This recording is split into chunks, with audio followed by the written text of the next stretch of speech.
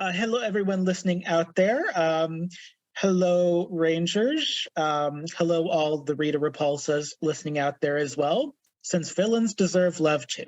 Today is another episode of Sentinels of Senior Year, which is the second year of the Becoming Mighty and Morphin podcast series, I guess we'll call it, which takes place in Angel Grove and has the most amazing cast of Rangers I'm going to let introduce themselves. Before they do, I'm John McDonald, aka Panabon, aka Zordon. You have heard my voice on Sundays of Like Clockwork fame as the genderqueer, jewel-eyebrowed gnome Panabon. I do Fourth Friday Rem Chats. And by the time you're listening to this, we will be however many weeks deep in Power Rangers Centurion. No idea how long that will have been running when you're hearing this, but it's going to be exciting, and I hope you're enjoying the next part of the Panajon shared Power Ranger universe, which is what I'm going to try to remember to call it. I'm going to let the Rangers introduce themselves, and I'm going to start with the Pink Ranger, Brick Kerrigan, aka John Blair. Welcome. Welcome. Thank you so much. I'm happy to be here. My name is John Blair, aka Brick Kerrigan, aka your Pink Ranger on this lovely, lovely day. Yes. And then we have Patrick Bryant, aka Jester. Welcome to the program, Eddy Thatch. Hello, Zordon. My name is Patrick Bryant. I go by Jester if you're nerdy, and I play Eddy Thatch, who is the teenager with attitude in the black pajamas. Yes. And then we have Jane Russell, who is the Red Ranger, played fabulously by Isabitz. Welcome, Jane. I always wave hello and goodbye like people can see me. We can see you, though, which is nice. I think it's nice. I enjoy it. Well, then I'll keep doing it then. I am Elizabeth, or Isabitz. I'm on Like Clockwork with Panabon every Sunday as Drusilla, the human bard. And then I am here as your Red Ranger, and I will be on Centurion as you'll have to watch, and hopefully you'll know what color I am if you're watching. Yeah, that's me. You're also in Well of the Worlds on Fridays? I am also in Well of the Worlds on Fridays. Everywhere, and I am everywhere. Gamer girl. Gamer girl. I get so sick of seeing me and hearing me. I disagree. I think not possible. Aw, you're sweet.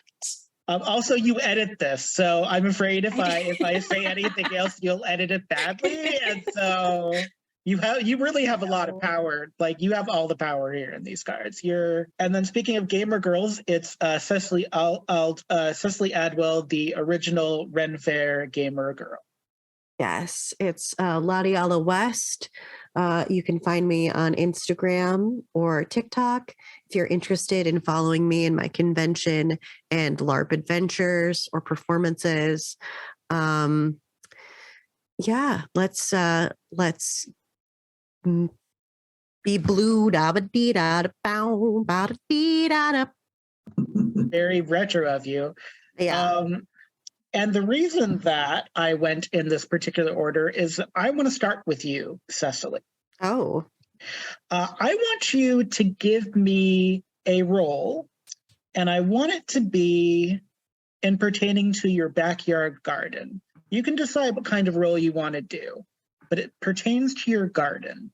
Okay. And gardening skills. Would that be science? Science would be nature, botany, biology. You could do science if you wanted. Okay. Let's do science. Science rules, in the famous words of Bill Nye. I got a 21. You got a 21, nice. Which is great. Blackjack. You got a 21, which is great because you're very keen on your backyard garden. Has a very victory garden vibe in my mind. Would you say that's correct? I would agree. So it's great in that you are realizing how quickly all your plants are dying in your backyard. You planted some not too long ago, stuff that you know grows well going into fall, winter, stuff that's supposed to be really hardy, stuff that's really good for medicinals especially. And stuff is just not growing. And even with your 21, and even with your story point that you need to give yourself at the start of this round, you don't really know what's going on. Also, give me an animal handling roll. Oh no, not my babies. Oh, I got a 5. You got a 5. This wasn't a very high roll. The only thing you notice is that besides the fact that your chickens will not leave their house, their chicken house that has a fancy name that I can't recall at the moment, they are not producing eggs at all right now. And we're in an egg shortage. This is a problem. Yeah, there's a lot of problems. You're going to go out and check the mail and see one of your neighbors, but before you do, before we do that part, you're going to get a call from Jane. Right. Yes. So your phone is going to ring and it's going to be me. Hi. Hello. How can I assist you? Well, okay. So I realized that I was feeling, after everything that's happened, I was feeling kind of down, and I don't want to let it get me down anymore. So I wanted to call and check in to see how you're doing. Are you okay? Can I do anything? Do you need anything? How are the baby chickens? My chickens are not doing well. Thank you for asking. They're not laying eggs. My garden is dying. I'm literally quite figuratively about to throw myself into a pit of despair at this point. I don't really know what I should be going on about because nothing seems to be working. I'm trying my best and it's all for naught. I'm so sorry. Well, I'm walking up to the store right now. I need some art supplies. Do you need me to pick up anything for you or for your garden? I can walk back. I can hit your house on my way home. I don't know what to get, but I'll bring you anything that you need. I don't know if there's anything that you'd be able to get. Thank you for asking, though. Of course. Do you want me to bring you anything? Do you need some tea or anything, maybe to help you calm down and relax? Or I don't know, anything I can do. Maybe some tea. It'd be nice to see you. Okay. Yeah, give me, I decided to walk because I needed to clear my head. But yeah, let me hit the store and I will get us some tea and I will bring it. I'll be back. I'll be at your house after that. Yeah, of course. Well, I'll see you soon. And then I hang up. As the phone call ends, Cecily, you have a neighbor that lives at the end of kind of the cul-de-sac. And you kind of know her as the beekeeper. Her name is Carlotta. She's older. She has long white hair. She tends to go very nightgown, not quite cottagecore, but she's very comfortable in her age. She's lived in that street for probably decades. And she's just kind of standing there looking up at the sky, and she's kind of holding something in her hands, but you can't see what it is, but she's definitely looking around. I'm going to go up to her and approach her and be like, "Hey, Carlotta, how are you?" Oh, Cecily, it's so good to see you. How are you doing today, dear? How are your chickens? Oh, they're a little under the weather. How are you? Come with me. And Carlotta kind of slowly shuffles to behind her house where her bee boxes are. Again, they have a name, and I don't know what the official name, but I call them bee boxes. Apiaries. What are they called? Apiaries. Apiaries? Okay, I great. believe that's correct. Cecily, you've done some like honey trading with Carlotta. This is one of Carlotta's ways that she keeps her income going. But there's no bee noises at all. No buzzing. No buzzing, absolutely nothing. And Carlotta's walking very slowly, and she takes you back to her apiaries, and she takes her cupped hands and she gently sets down the dead queen bee. Oh no. And she looks at you and goes, the whole court has died off. All of the bees have just died, and even my dandelions aren't growing anymore. Something is happening in Angel Grove, and it's not, whatever it is bad. I don't think it's the lady in the sky. It's too nuanced for what she does. Something is happening in Angel Grove, Cecily. Yeah. Cecily is going to like spend a few minutes to like look over things and see if like there's any sort of like, I don't know, like it's just like because everything else seems to be dying. Like, is there any like indicators of why or what's making it happen? You have two options. You could do a survival roll, or you could do a culture roll using the hagstones if you Ooh, I do have my hagstone. I would love to do a culture roll with my hagstones. give me a culture roll with your hagstone. That doesn't give you a bonus. It's just if you're doing it, then it's much more of a grid lore. Oh, it's another than it is. It's another 21. Okay, it's another 21. That's great. Unsettlingly enough, so Brick, you told everyone about kind of the steam that was rising off of the prairie when you were looking through the hagstone last time. That was you, right? Yeah. Yeah. So Cecily, it's not steam. It's more like a very fine fog. Okay. That's coming up from the ground. If you didn't have the hagstone, you wouldn't be able to see it. You are almost immediately upon seeing it, you are unsettled.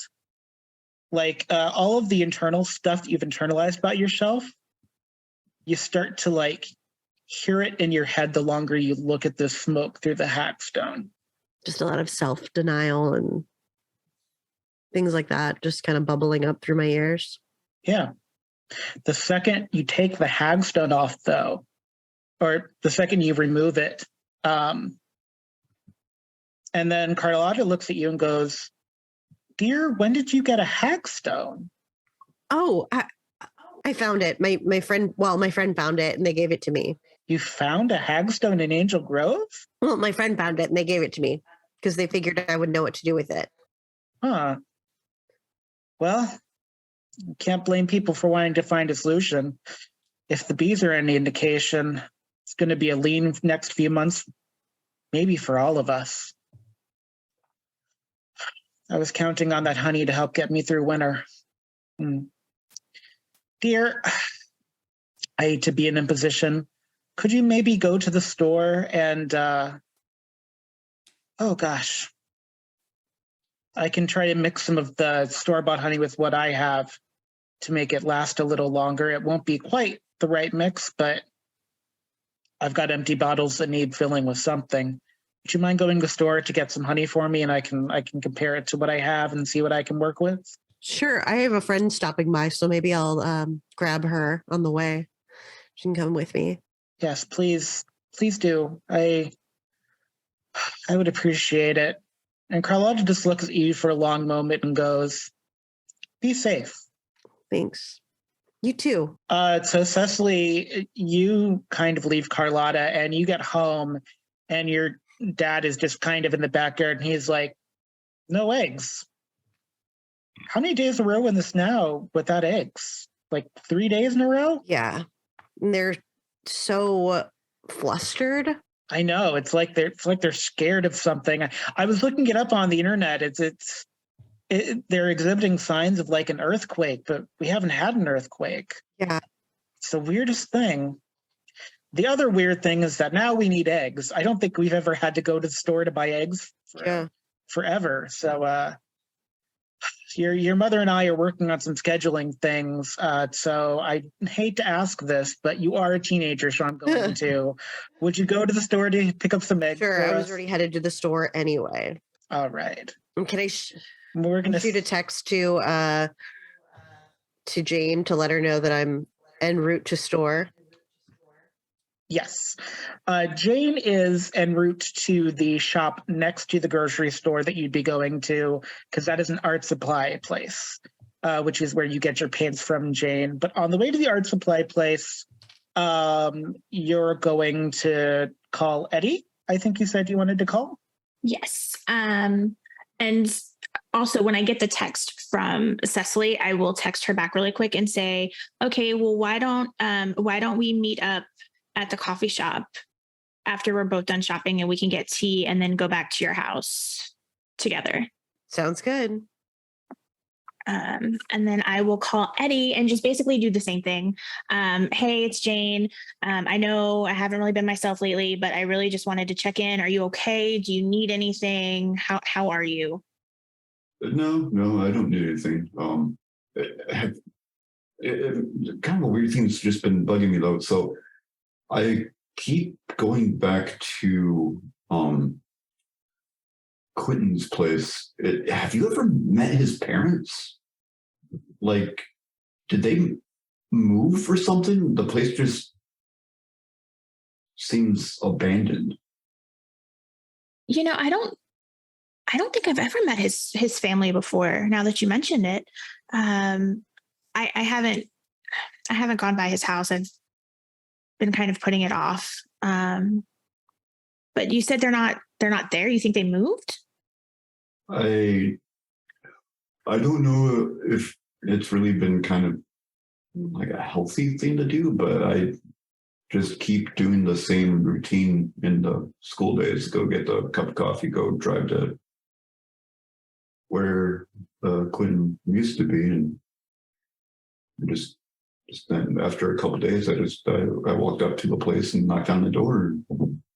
Yeah, I don't know. I guess I never really realized before. I never actually met his parents. He always met me at the roadside. Eddy, give me a streetwise. All right, I got a 3. I would like to use a story point right out the gate, if I may. You can. Yes. I'm just curious where this would go if I do. So that'll be my direction. Yeah. Blackjack, a 13. That's ominous. Okay, but yes. So this is a dot you're not just connecting until now, but one of the mornings after you left Quentin's place, there was one of those hospital rental service vans, I'll call them. They're not ambulances, but they're hired to like drive people home from the hospital. Okay. And you're not sure if it actually stopped in front of Quentin's place or not, because Quentin lives on a kind of busier street than like Cecily does. Mm-hmm. It's not a cul-de-sac, but it's reasonable to assume based on where it stopped that something is going on in that house, even if you're just missing some information. Okay. Yeah, I don't know. I just keep going back and kind of expecting to see something. But then the kids still can't be late for school, so then I just continue on. Yeah, I haven't wanted to go there. I haven't wanted to face his family. I didn't realize that they aren't there. So maybe I'll go after school one day and see if I can catch them. or see if maybe a neighbor or something knows what's going on. Don't do it alone. Okay. Given just about everything that's going on, I don't want this to turn into like another oven at the farm situation. Yeah, that's a good idea. Well, maybe one day after school, if you're not doing anything, we can go together. Yeah, I would like that. I'm on my way to the store right now. Are you sure you don't need anything? Are you okay? Probably just need some sleep. Okay. All right. Well, I'm gonna go to the store and then I'm gonna get some tea with Cecily. But call me if you need anything. Yeah, Jane. Yeah. Thanks. Of course. And I mean it. Anytime, call me if you need something. I'm always here. Yeah. With that, just he hangs up. Before Jane, before you text Brick, which is something else you wanted to do. Mm-hmm. Eddy, how so you live with your guardians, right? You don't live with your right? Right. So, yeah. Have they ever fought before? No. My imagination was that the relationship with my more or less like step parents is a rather good relationship between themselves. Yeah. So here's the thing. It's a good relationship. You've never actually heard them raise their voice to each other. And it's happening now. It's happening like literally as you hang up with Jane. Like they're not like screaming at each other, but like they're talking about something and there's some tension there. And it makes you kind of want to get out of the house. Yeah, I'll follow that impulse. Yeah. And Jane is going to the store. So unless you want to be alone or do something else, like the store is not very far. So. All right. Yeah. I'll do that. I'll drive down to the store. Yeah. Yeah. And we're going to come back to that. Brick. Yes. You're usually in practice on Saturday mornings. You're not in practice today. And it's the weirdest reason why. You're not actually sure you believe this wasn't a prank of some kind, but all of the grass at Angel Grove High has kind of died to the point that they have to reseed the field. And your coach always makes a big deal about how good the natural grass is and not using AstroTurf like a point of pride. They're reseeding like a decade before they should be reseeding. It's like a big deal because it's a big job and they have to do it in like sections. And it just happened to be baseball section today. And so Jane, you can text Brick, but Brick is currently at the store because you've been sent to do grocery shopping by your family because they wanted you to do something with your Saturday instead of just lazing about. So so Jane doesn't want to call because she's worried that his mom is going to be nearby. And she doesn't want to get into trouble. I was going to say, why do I just get a text? Yeah, so she texts Brick, and she's trying to do it in such a way that it's if his mom sees it, she won't get into trouble. So it's just, hey, I just wanted to, what does it say? I just want to check in and see if you're okay. Do you need anything? And then without thinking that you probably have her number saved in your phone, just the letter J.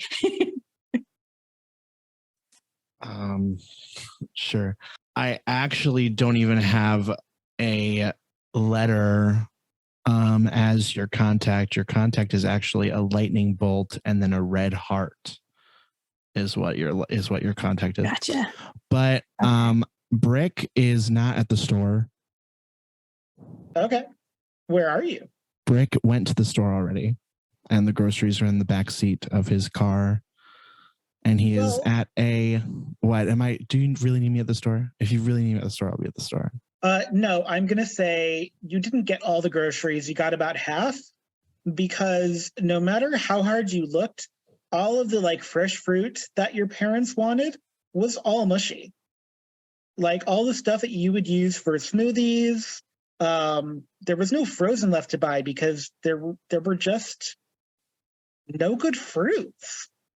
It was weird. It was just like a giant pyramid of bad mangoes, for instance. So you only have about half the groceries that your parents asked for, but where'd you end up? I am currently at a like batting cages area place, just throwing balls, throwing pitches. Okay. Yeah. Just trying to get some thoughts and feelings out, I guess is what I'm trying to do. So I don't even notice Jane's text because my phone is in my bag or in my car somewhere that I am not. Okay. I was just going to say, she is not going to be stressing out that his mom saw the text and like deleted it and she's like coming to like beat her up or something. She's not absolutely going to be worried about that. Well, you have other reasons to be stressed out. You know the art supply shop that you went to next to the grocery store? Yes. Yeah. What kind of paint did you get, or attempt to get, I should say? I was trying to get, I was out of yellow because, you know, yellow is gone and I can't seem to find it. Yellow acrylic, I think, is what actually anything really, yellow, either oil or acrylic, whatever she can get her hands on. Well, here's the thing. They have like these tester sample things that you can do so you can see what color things come out as so you can get the right color because it's art. Every yellow you grab comes out wrong. Like test. It starts to come out kind of this weird sepia brown color. And like no matter what type of version of yellow you try, the color's just off. Like you don't even need to be a professional artist to know the color's off. I just need a yellow. What is going on? Excuse me. And I try to like flag down somebody who's working there. Hello, how can I help you? Welcome to Arts and Stuff. Hi, I'm sorry to bother you. I need yellow. I'm really looking for a yellow and none of these are coming out right. Do you have any more in the back or is there something wrong with this batch? Look, I'll tell you what I told the guy that was in here like half an hour ago. We don't know what happened with our distributor. It's not just yellow or green or purple or whatever color. Like, maybe it's just like a bad batch day here. I'll mix you up something. Well, I'll make it for you here in the store because we have some pigment stuff in the back. So just give me like 2 minutes. Thank you so much. And like the customer service mask is just gone. She's just like grumbling as she heads back up to the Arts and Stuff counter. And about 5 minutes later, she just comes back up to you and goes, okay, so here's a coupon for like 50% off your next purchase. There's something wrong with our calibrators. We're going to have to close for the day or something. No. Like, do you have it? I really have a project. Yeah, none of our pain is this is gonna suck if this happens. We're way too close to homecoming. So I'm not even gonna make you roll for this. Like she is uncomfortable about this. Like she is spooked because and you're just I'm not even gonna make you roll awareness for this. Like you can look over your shoulder and see she tried mixing yellow herself and it came out weird sepia tone too from like a pure pigment palette. Okay. Do you have anything else that you can recommend that I use besides paint? I don't know. I don't know. If Holy water. Holy water is the only thing I can think of. The only water is the only thing I can think of at this point, sweetie. Okay. I know you're closing, but can I get like some like colored pencils or something, just so I have something to work with at home? Yeah, I got those. They should be. Hopefully they're fine. If they're not fine, I'm just gonna have to like. Maybe I'll just stand on top of the roof and just like lay there for a while. Oh, don't do that. I'm sure it'll be fine.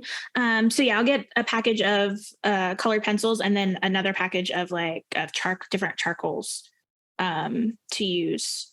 And then I will get out of her hair because she's having Yeah, she's having a day. At this point, everyone is having a day. Cecily, you have to go to a grocery store for eggs, and you have a victory garden in your yard. And honey. Your best friends, yeah, and honey, your super cool old lady neighbor with the bees. Her bees have died. Brick, they're having to reseed your the whole Angel Grove High lawn is being reseeded unprecedentedly, which is a bigger deal than maybe anybody realizes. But that has lifted you a lot of times through thoughts. And Eddy, while you are at the store, even though you are kind of tall and bulky and hard to ignore, people are like bumping into you with their carts. Like they are not paying any attention to you. And by the third or fourth time, maybe you're starting to take it a little personally too. Yeah, for like the final one there, I'm gonna actually like grab the cart and kind of snap at the person a little bit. Give me a might to grapple the grocery store cart. I rolled a 7. I probably like stubbed my fingers in a damn thing. No, the problem is that your aggravation, you actually send like a display of the new luchador themed Cinnamon Toast Crunch pyramid cereal boxes. You send that scattering about at the same time as Cecily comes around the corner with her own cart, seeing your kind of fed up, very bad grocery store morning. Happy Saturday, everyone. Oh my gosh. If it's a luchador, is this the part where I should elbow drop it? I mean, they're luchador Cinnamon Toast Crunch, so it's just like Cinnamon Toast Crunch. Eddy says that to Cecily when he realizes that she's nearby. He's just kind of looking defeated down at the mess, and then he starts picking things up. Here, let me help. And she's gonna Thanks. She's gonna start to grab some stuff. She's like, rough day? Yeah. I'm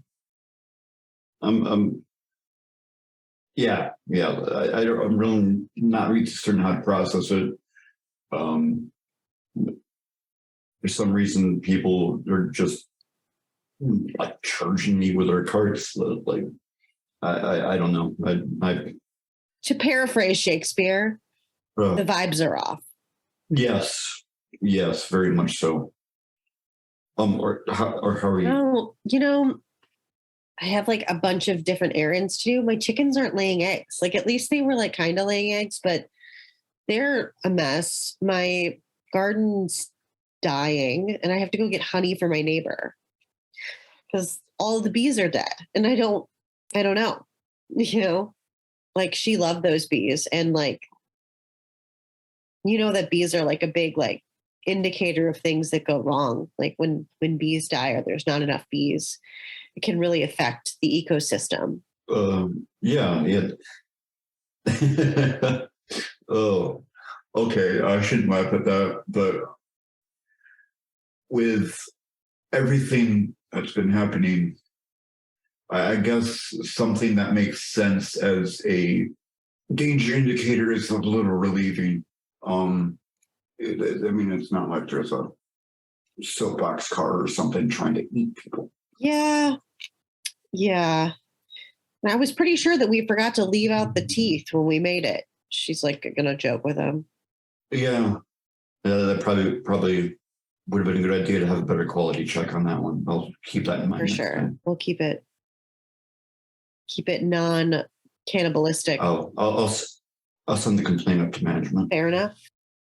Jane, when do you enter the grocery store, or even do you go in the grocery store with your kind of now colored pencils? How are you feeling?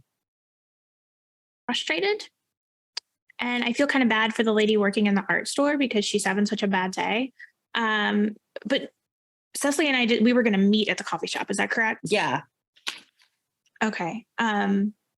It's in the grocery store. It's one of those weird like Oh, faux Starbucks okay. things where it's like they used to have the hot deli counter and now it's like a fake Starbucks coffee shop thing. Okay. Then yeah, I will head into the grocery store, but I will just go to the, or they're like little tables and stuff where you can sit at though, right? Uncomfortable stools so that you don't stay more than 20 minutes.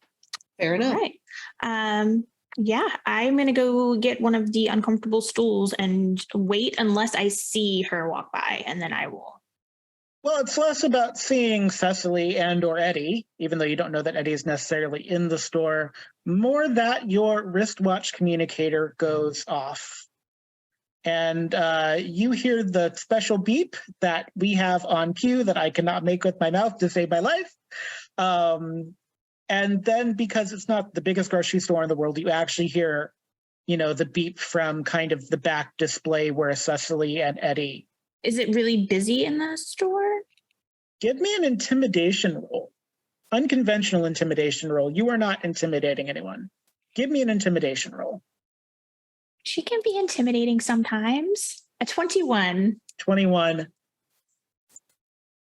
Have you ever, so you've done this in real life, I'm sure, but has Jane ever experienced like a grocery store before a hurricane hits? Yeah. It's like that. It's like that, but at half. Okay. So people are buying, but if Eddy were to tell you like 7 people bumped into me this morning in a 10-minute period, you would not be surprised. In fact, there is one shopping cart that is nothing but 7 different types of Oreos. Like someone just panic bought all the Oreos in the store. Me. Even the Swedish fish flavor, which is canonically the worst flavor of Oreo. Like they just put all the Oreos in their cart. I'm going to head back outside to answer my communicator, but I want to like maybe walk around the side of the building somewhere where there's going to be less people. Okay.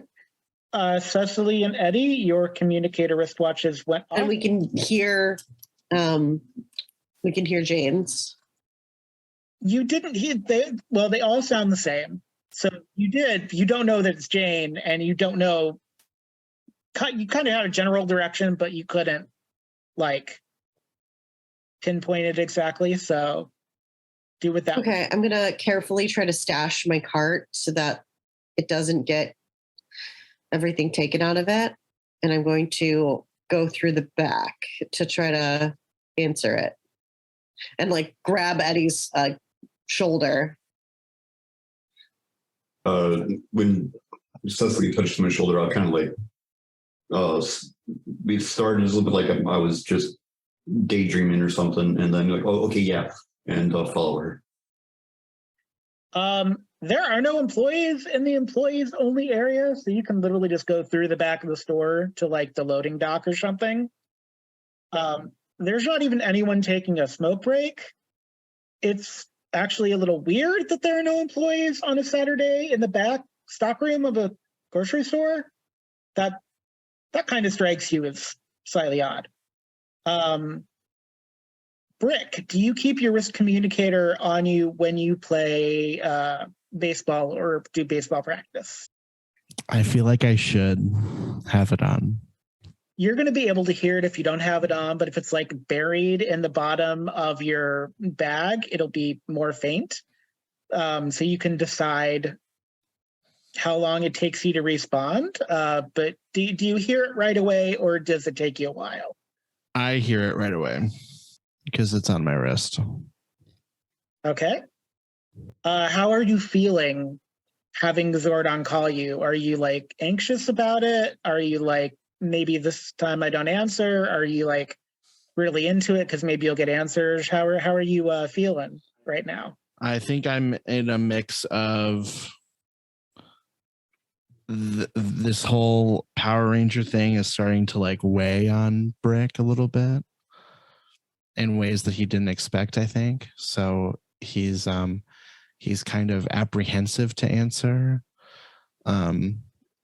because he feels like every time he tries to like get answers from Zordon, it's always cryptic. And so he's kind of just like shutting shutting it out, but he answers in like just in a sort of here we go again kind of way, I suppose. How are you feeling, Jane? If you had asked that right after last session, she would have been extremely frustrated and probably a little reluctant to answer the communicator. But since she's had about a week to really kind of think and realize that she needs to kind of step it up and not let it get to her as much and just move forward and do what she can to help her team. I won't say she's excited to maybe talk to Zordon, but she's hoping for answers and hoping that there's going to be something there. Zordon's going to tell her something. There's something that she can do to get everybody back. Cecily, how are you feeling?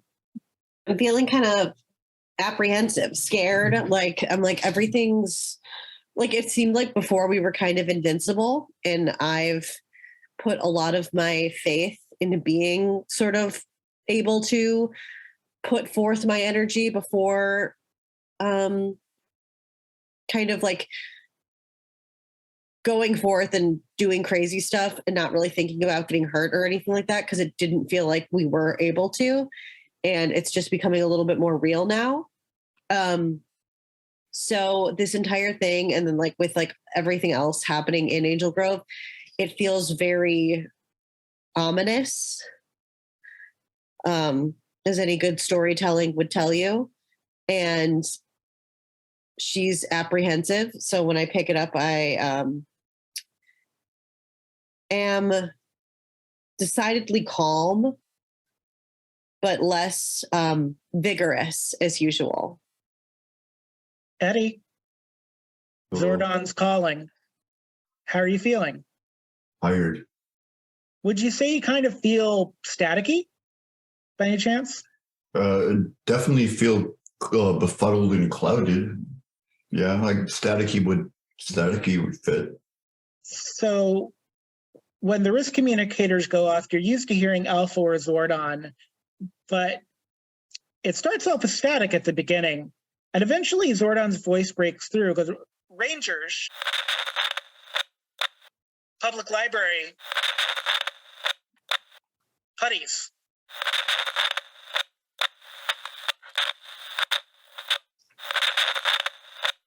Please head there. And then it just kind of drops off. So much for my girls' day. I guess it's time for some thrilling heroics. Duty calls. Whee! Would anyone like to say that it's perhaps a time of some kind? Yeah, Brick is going to say in a very... Wait, Brick.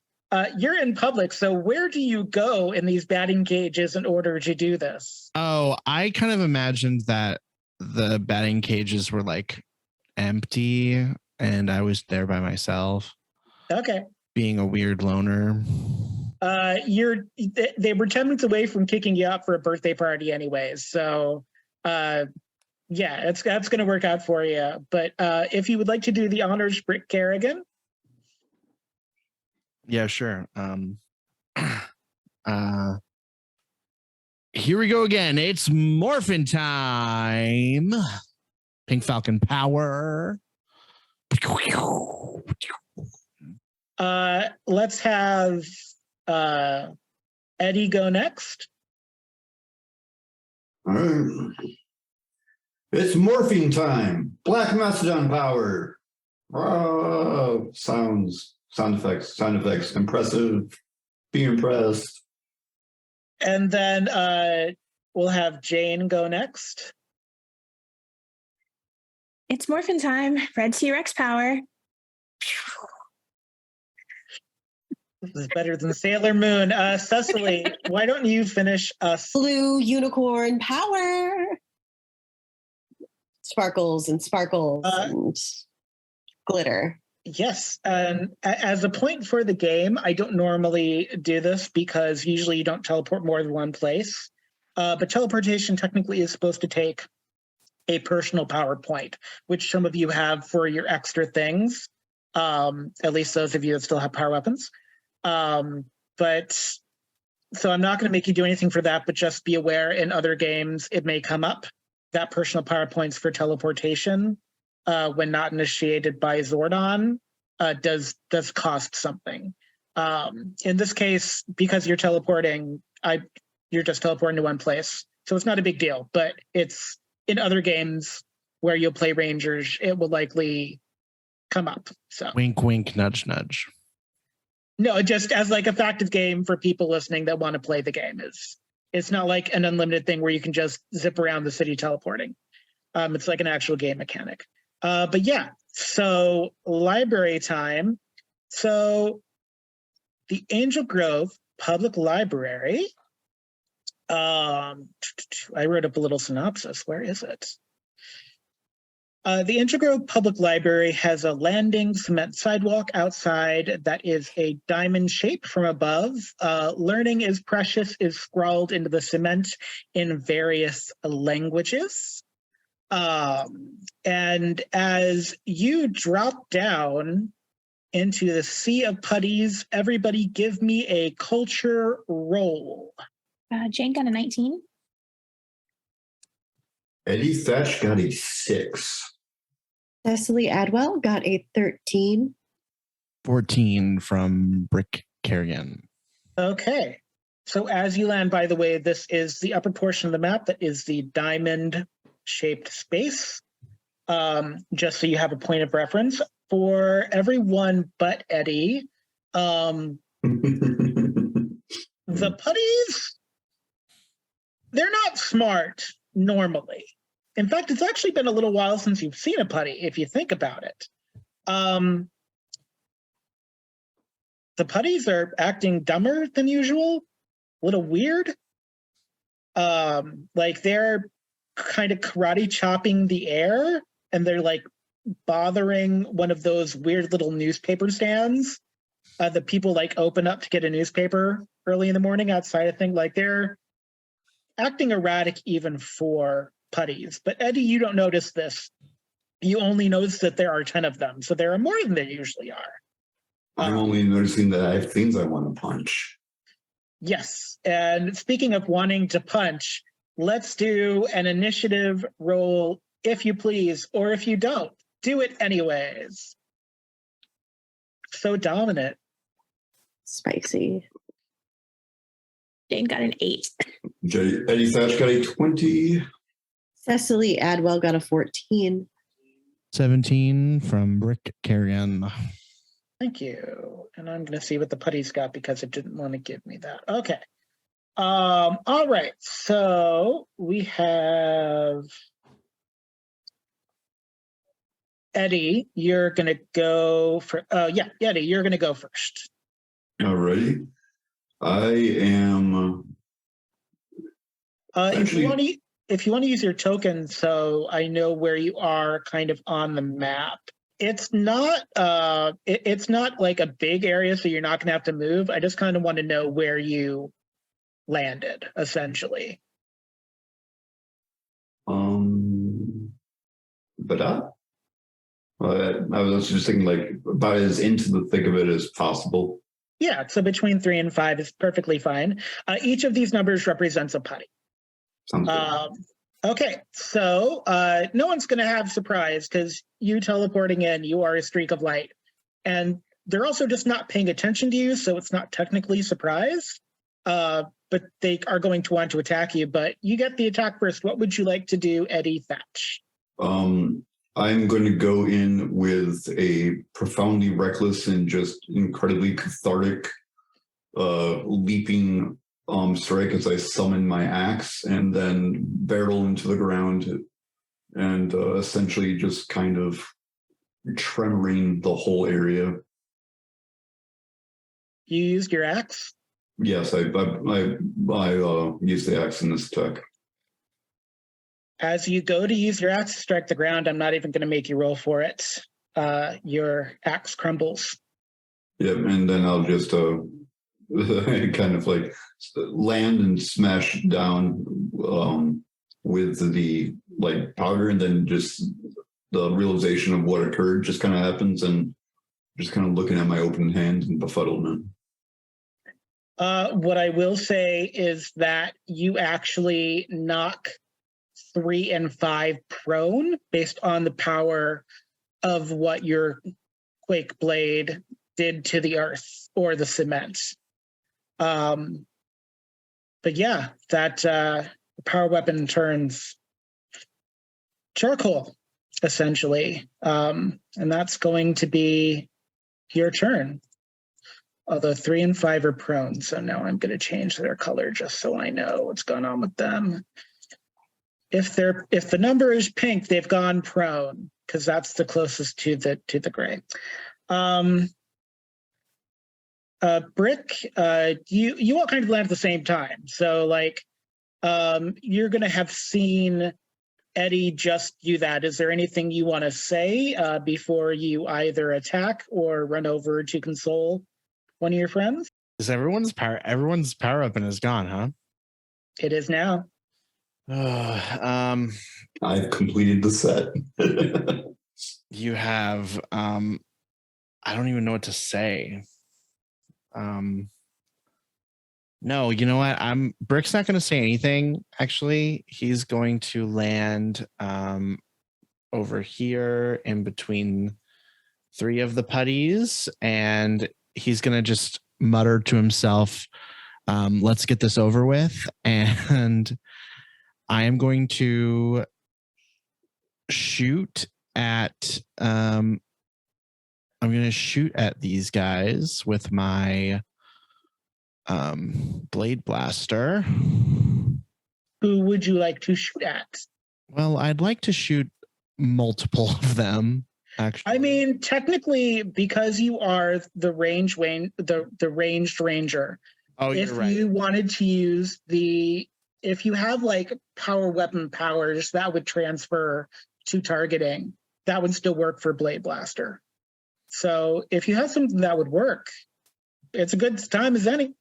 Yes. So I think I have, okay, correct me if I'm wrong. Volley shot is on, I have right here, it says 2 separate enemies. Yeah. Up to 2 separate enemies. The skill of chosen expands to 1 further shot at a 4th and 7th level. Are we still at level 6? What level are we? You are still at level 6. You have not yet become a level 7 ranger. Okay, so I have 3 shots. You have 3 shots. The one thing about this is that once you use volley shot, you can't move again, but you've just teleported in. So you wouldn't necessarily move after teleporting in anyway. So yeah, so that should give you up to 3 shots if I am reading that correctly. Okay, does that mean 3 separate enemies or only 2 shots and 3 shots? Like, no, I'm going to give you all 3 shot per enemy if you want it. I'd love that, actually. Yeah. They all have the same toughness, so I'm just going to have you do 1 targeting roll. You got it. And we start off with 4 power points, right? Yes. Yeah. Cool. I'm going to use one of my power points to use my penetrating shot, which means I gain an edge on this as well. Great. I feel like with my shield, I'm kind of insane. Okay, you said, okay, so under my scarab shield, I have my Thunder Slinger gains Shatter Strike, allowing a +2 while targeting up to a D12. That does not work with because your I Blade don't Blaster. have. Okay, gotcha. Yeah. Okay, cool. Then I'm just gonna roll. That would break your Blade Blaster in like 4 pieces, and not only can I not do that in the game, but it's just too much power, unfortunately. Which, by the way, for people at home, the Golden Scarab Shield was inspired by the Golden Scarab pieces from Disney's Aladdin. Just to give everyone a visual of it. Yeah, I am currently while I'm rolling this, I am currently I don't skill shift this. No change. Right? And then difficulty. No skill shift. With an edge, it's just it rolls twice and gives you the higher. 22 is a critical success. I'm blowing all three of those putties out the water, baby. You can totally do that. Which ones are you blowing out of the metaphorical water? I was going for 10, 9, and 6. All right. I'm going to take them. I'm going to turn them white because then that matches the back of the field. Putty 6. As Putty 6 turns into clay, for lack of a terminology, drops a note, like a yellow piece of parchment, and it just kind of floats down onto their clay, crumbly corpse thing. You're not close enough to pick it up, but you could pick it up next turn potentially. I also can't move, so. Yes, you also can't move. But I'm just letting you know, it's not so far away that you can't like pick it up the next time. And Cecily, you're gonna be next. Okay. Also, because you all teleported in together, you also witnessed Eddy essentially giving up his power weapon. Cecily's gonna go, well, another one bites the dust. Cecily, give me a culture roll. 20. Yeah, so you're starting to connect some dots. There are putties around here, but they're not really monsters. They're kind of like the henchmen of monsters. All the other power weapons were taken away while facing like a monster. Yeah. Just think about it. So that means that there's either a monster somewhere that we don't see, or there's just a lurking monster. With the 20, I'm going to tell you that you know you're off, but you're not quite sure why yet.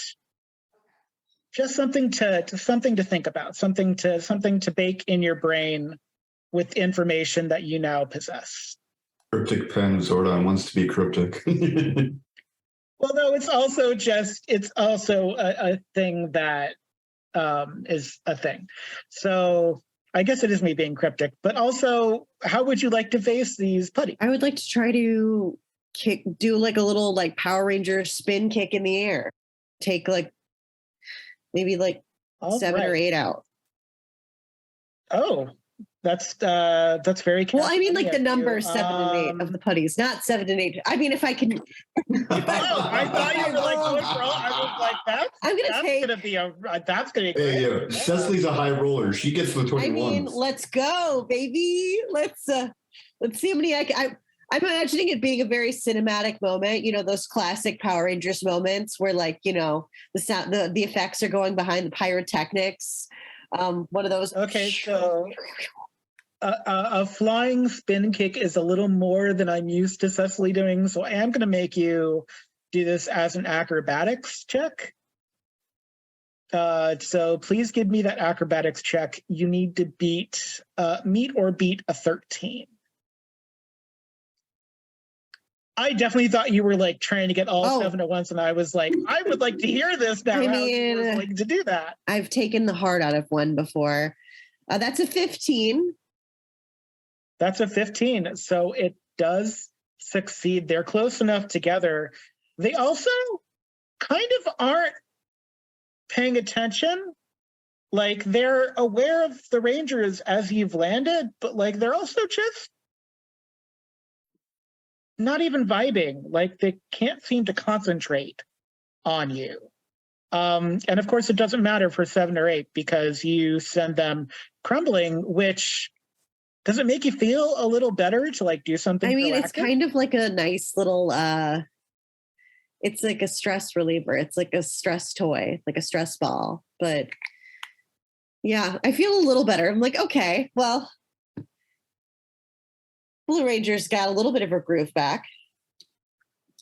It's true. And at an 11, the putties go next. They're going to make 3 is going to make a half-hearted attempt to hit you, Eddy, but most of the putties are going to start like karate chopping the air. Brick number 4 is kind of looking at you from across the way and seems to be pretending to like punch you, but does not seem to realize that you are not in their punching range. What's going on with these guys? What is your toughness, Eddy? Eddy's toughness is in 19. Yeah, I got a 6. So that's just going to kind of bounce off of your shoulder. Yeah, they're putties. They just can't really do much. That's kind of the point. But then, Jane, that has all happened. You have witnessed it all, and it is your turn. Where have you landed, and what would you like to do? Before I answer that, I have 2 questions for you. I will give you as truthful an answer as I can give you based on the circumstances that we currently live in. In other words, not truthful whatsoever. My first question is, okay, so this is a public library, right? Maybe it's 3 questions. Yes. Okay. Do they do any kind of programs with children? I know in some libraries they have like a special room where they do like art projects and stuff sometimes. Do they have anything like that here? They do. They do have, the Angel Grove Public Library does have a large kids room. It is I don't want to call it the basement. It is the basement, but it's like a nice basement. Okay. You know what I mean? Like they take a little elevator trip down and it's like the whole floor is for the kids and it's super cool. But It's like underground. It's not, yeah. So when you come in through the main entrance, do they have like a donation box? Yeah. By the door? Okay. So they have a whole Friends of the Library setup, just like every library has. So yeah, they got a donation box and everything. All right. So Jane is gonna, where's my person? Why can't I? Your person's on there. No, never mind. No, they're not. I lied. I can't for whatever make my person show up. So I was gonna spawn it, well, actually more like probably like right here by the entrance. Because when Jane morphed, since she was walking, she still has her bag of colored pencils and charcoal with her. So she's like the Red Ranger carrying around a bag from the art store. And by the way, when you try to move an icon, if you can move your red icon, I put you in, but go by the name. Don't go by the little icon itself. It's confusing. Okay. The name moves you. The icon itself does nothing, if that makes sense. Yeah, that's what I was trying to do. Okay. So yeah, I'm going to spawn in by the door and I'm going to drop my bag of art supplies in the donation bin as I come in, if I can do that, because I don't want to try to fight these things with a bag of art supplies. You can. In this game, you are able to carry little things with you, like they're left in like a weird morphing grid pocket dimension, like the void Janets from The Good Place. So you can totally do that. Okay. Yeah. So yeah, I'm gonna. Would you stop? Sorry, my cat is being obnoxious. That's okay. You'll edit it out in post. That's right. I will. I'm gonna. Is 3 and 5 are the pink ones down? Or are they still up? They're prone. Eddy knocked them over. It takes 15 feet of movement to stand up, and they're acting like turtles on their back more than they're acting like putties. That's adorable. I want to shoot number 2 with my blaster since I lost my weapon. Yeah. You can shoot number 2 with your blade blaster. Please give me that targeting. 13 or higher. I got a 6. You got a 6. You go wide. You hit like the weird newspaper stand. I will say where you landed, you are close enough to the crumbled number 6 that had the piece of yellow parchment that you could pick that up if you want to. So I shoot and I'm feeling kind of upset that I missed, and I glance down and see it and I just grab it. Yes, it is folded. And I will tell you what it says. After we have accomplished this task, which will happen likely shortly, Eddy, it is the top of the round again. The putty that ineffectually bounced a blow off me, I'm going to square up and just boot kick them directly in the chest. Give me a might at putty number 2. The value is 23. For a 23, which is fairly high, I'm going to say you actually kick 2 and send them flying. And as your foot comes down, it stomps on 3. And 3 just kind of breaks as your heel slams down into its chest. I'm going to let out a mighty yelp. Yeah, that's fair. I think you should.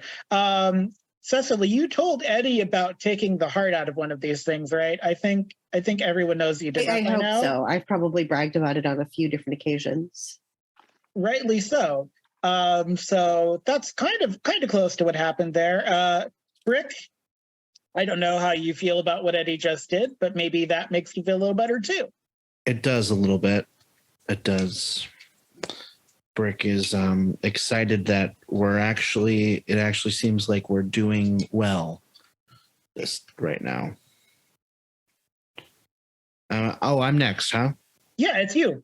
It is your turn to, by the way, there are 3 classes of putty in the base game. And so there are changeling putties that have a human form. There are Z putties, which are the toughest ones, and there are quote unquote normal putties. So you're all actually facing normal putties right now. Just of note. Cool. Jane picked up that piece of paper, right? Yes. Okay. Then I am going to walk. I'm going to pick off number 5 with my blade blaster shooty. Yeah, you don't have Shoot to shot? move in order to shoot. If you wanted to blade them, you can move and blade, but if you just want to shoot, you could, like, are you going for like a close range, OK Corral style, like point blank shot thing? No, I guess what I'll do is then I'll let's see if I can finish them off. I think I'll do my volley strike again. Sure, yeah. You've got And see if hard I points can for it, so. and see if I can just well, I do not need my power points for the volley shot. That's for the penetrating shot that I Okay. Yeah. Yeah, if you've got something that will make your targeting what you want to be, go for it, yeah. That's what it's there for. My targeting is already a D10, so this looks like. And if you put it up to D12, that's the highest it can really be. So at D10, it's, yeah. Brick Kerrigan gun kata is something that we have in chat, which I think is appropriate, and everyone should know. That's the next in the set of the Brick Kerrigan t-shirts. Brick. Brick Fist and Brick Kerrigan gun kata. Am I the meme of the season? You're the drama. You're the The mascot. drama. You might be. You're the drama. You're the cute cuddly one. You're the one that gets put in front. What did I get? What did I get? What did you get? Oh, I only got got an an 11. That sucks. Can I re-roll that? Can I story point? Have you used a story point? Actually, that's 11. That's pretty high. I'm not gonna do a story point for a roll that high. But it's not their might. It's not their might. It's true. Their toughness is 13. But sometimes, no matter how hard you try, you're gonna find sometimes it just doesn't work out. You get what you need. There we go. Cecily, it's your turn. I am fired up now that I've punched some stuff or kicked some stuff. So There you go. I'm going to scoop over and try to kick these other guys. please give me. Are you doing a fancy kick, or are you just doing like a classic? I'm gonna do another fancy kick. Let's spin it out. Let's go to town. Okay. Actually, give me a finesse martial artist because you're closer to these. So give me a finesse roll for this instead of acrobatics. That is a 15. That is a 15. One is a little too far away, but as you're getting 4, you're going to land on 5. And so I'm going to give you both of those. And that leaves 1 putty left. Where did I put initiative? Okay, so this last putty is going to like throw itself at you, Cecily. Like it's yeah, it seems like it doesn't quite know what it's trying to do. So it's just literally throwing itself at you. And it got a 17. And it got a good enough like clocked running start that what is your toughness? My toughness is 14. It takes you down to the ground, and it is as surprised as you are that it has accomplished this task. You are currently prone with a putty tackled on top of you, and Jane, it is your turn. So I have 30 feet of movement. Can I get close enough to punch the one that just hit Cecily? Oh yeah, there's plenty of room. Okay, then I'm gonna go over there and punch it in its stupid putty face. The punch, are you doing a fancy punch or a classic punch? The difference is how I make you roll. So a classic punch would be a might roll. Like if you were trying to do something fancy like Jim Cotta, like I'd have you roll something else. But I want to do might because that's what I have a bunch of dice in. Yeah. So go ahead and give me that might, 13 or higher. Please do not punch your fellow ranger in the face while punching this putty, please. If you roll badly, I'm just letting you know there's a possibility. Yeah. Okay. Punch the stupid putty face, not the pretty Cecily face. Oh God, can I re-roll that, please? I got a 6. Is this the Cecily face roll? Oh my God.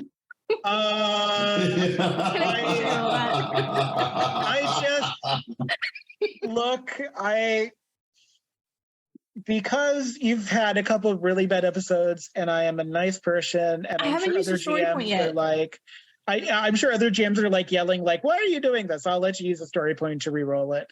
Thank you. You've had a couple of really hard episodes, all of you. So I guess I'm 21. 21. Yeah. You do not. There's that number. Thank you. I appreciate that. You are covered in clay, Cecily. I will say, because I punked out a little bit, Jane, as you go to punch, you do drop the note. So somebody else will get to pick up the note. That will be kind of your punishment for the 6. I didn't roll. I didn't. What's the point of story points if you're just going to punish us for using them? Okay, fine. We won't do that. We'll say it's fine. No, you're right. I should be consistent and fair. So, Jane, you do have the note. Do you want to help Cecily up before you read the note? I do, because I feel bad. So yeah. I will reach down and, are you okay? I'm so sorry. Oh, man, that was, I guess I let my cockiness get ahead of me. No, those kicks were amazing. And if her hair was out, she would toss it. Brick is going to walk up to the group and he's just going to very, very dryly be like, did the putty drop that? Yeah. What does it say? What does it say? It is a 3-sentence instruction manual. Basically, it looks like Rita created a list of things for them to do, but it's like basic instructions like scare people, punch things, hurt rangers. So like it's not like it's a list that is exhaustive or things that they wouldn't normally do. It's almost like they were being sent here just to be like little chaos gremlins. Yeah. To like distract us, maybe. Oh no. Or distract something. And I just kind of like hold the note out in case anybody wants to look at it. If anyone has any roles they would like to do on this note that you can think of, Can I let me know. Can I do anything with like grid speak or anything like that? Or like culture, like because I've my specialty is languages. Anyone have the caretaker as either I your do. origin Eddy. or Eddy has it. Oh, not now. So wait 1 second before. Apologies. I took tragic as my origin, but I do have caretaker influence. Okay. Yeah, so the caretaker influence, Eddy, give me an alertness roll. Anyone that has caretaker as an influencer origin, give me an alertness roll. I got a 22 in that alertness roll. So this is weird, Eddy. Even for like normal levels of Rita Repulsa weirdness, this is definitely, you've never seen Rita's handwriting, but it seems like the way she would write. This is how you envision that she has written things.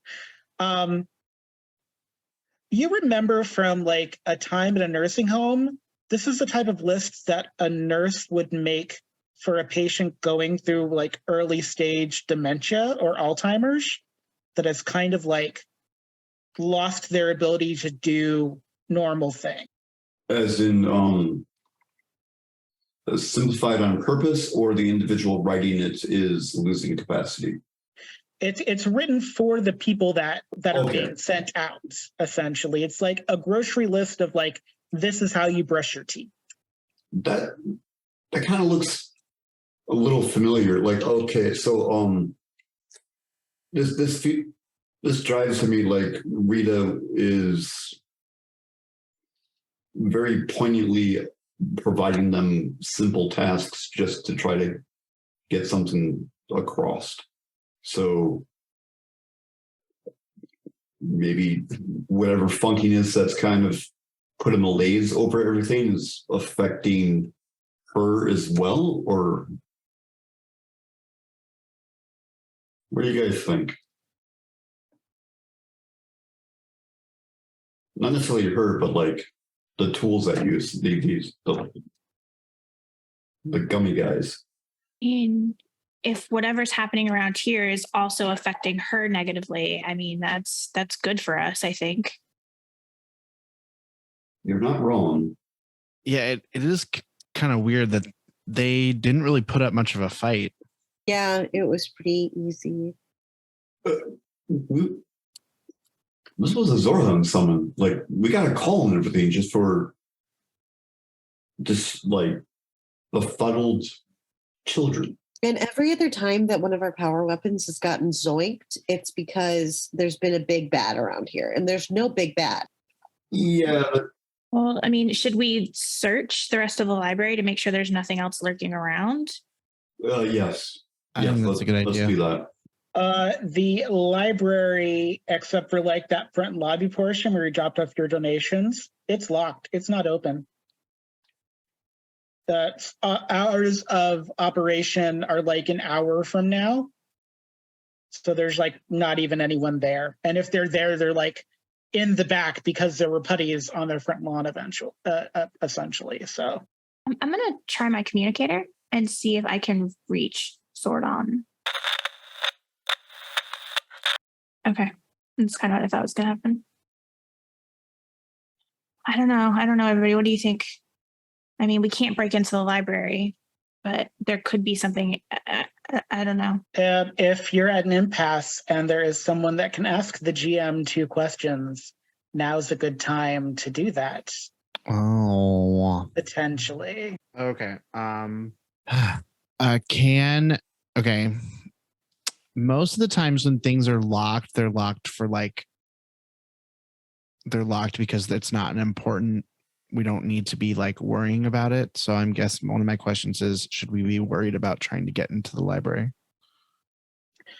As GM, unless you have another question, I will answer that one particularly, because you get up to 2 that you could technically ask. So, well, the information of the first question would probably influence my second question. And then the answer is no. The library is not important. I mean, it is. In real life, the library is an important thing. People, please read and pay your taxes and support your local library. But in the case of this particular moment in game, the library was a stage for battle. Okay. But it does employ an important social service in the good for the community. Please support your local library. Read a book. My second question is it how easy is it for us to get to the command center on foot? You would teleport there, which you can do. You don't need Alpha to teleport. You just have a limited amount of non-Zordon teleports per day. You've used one, so you do have 2 more. Okay. All right. In that case, I'm going to say that I'm pretty sure that just like the note says, it seems like this was just a distraction for us, probably to get us out of the way. Maybe we should try and see if we can access the command center and see if Zordon and Alpha are all right. Okay, sounds good to me.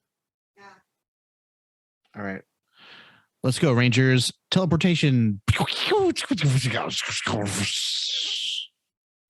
So it starts off normal enough as a teleportation. You're getting kind of used to it. Anyone that's watched like Sliders, really old school sci-fi show, it has kind of like somewhere between that and like a Doctor Who feel. But thing about this teleportation is right about when you get to the command center, it goes wrong.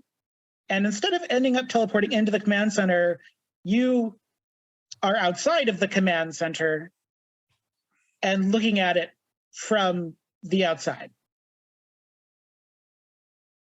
Like right outside, or like a couple It is blocks right away? outside. It is this kind of stone citadel carved building, has like a Frank Lloyd Wright feel, like it's the same color as all the stuff that surrounds it. Did you know that it's actually a library? I did know that. I have not been, but one day when I have much money, I will go and see it. But you are currently outside of the command center, and yeah. So have any of you in game, in character, been outside of the command center before? I don't think so. Yeah, At least Jane hasn't. Yeah. At least, not in game. In game, no, and in life, I didn't realize there wasn't. Oh, there is in life. There's an actual building. It's an actual building in California. Less focus on Panabon and more focus on the fact that you are now locked outside of the command center. Very sweet, and I thank you, but one problem at a time. Hashtag send Panabon to the command center. Yes.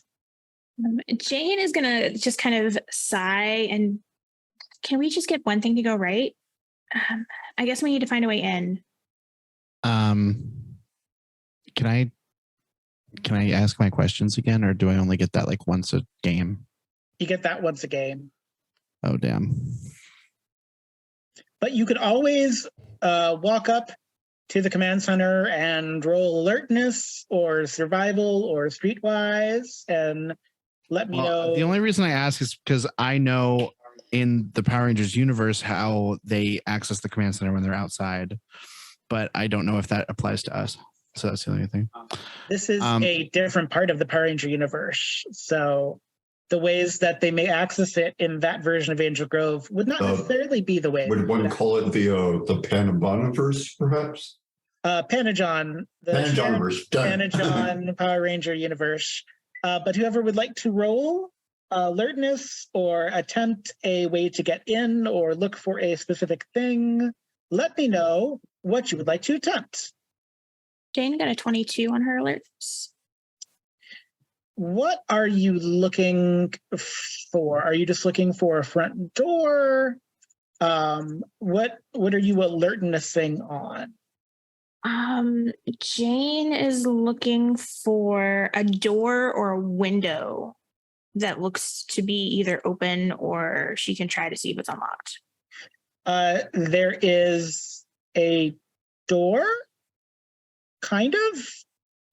It looks like a door, but it's like a sheer rock face with like a split in it that has the hallmarks of a door, except it doesn't have a it doesn't have a knob, but it does have like 5 spots for round objects. Okay. Cool. Or power coins. Yeah. I think so. There's But there's only 4 of us. only 4 of us. Well, Jane's going to point it out anyway. Hey, it looks like maybe our power coins can fit in here, but there's 5 slots and 4 of us. I say we try it out anyway. Yeah. Brick takes out his power coin and puts it into one of these circular slots. Give me an acrobatics roll. What? It's higher than you think it is. It's like above the door frame, and you are not.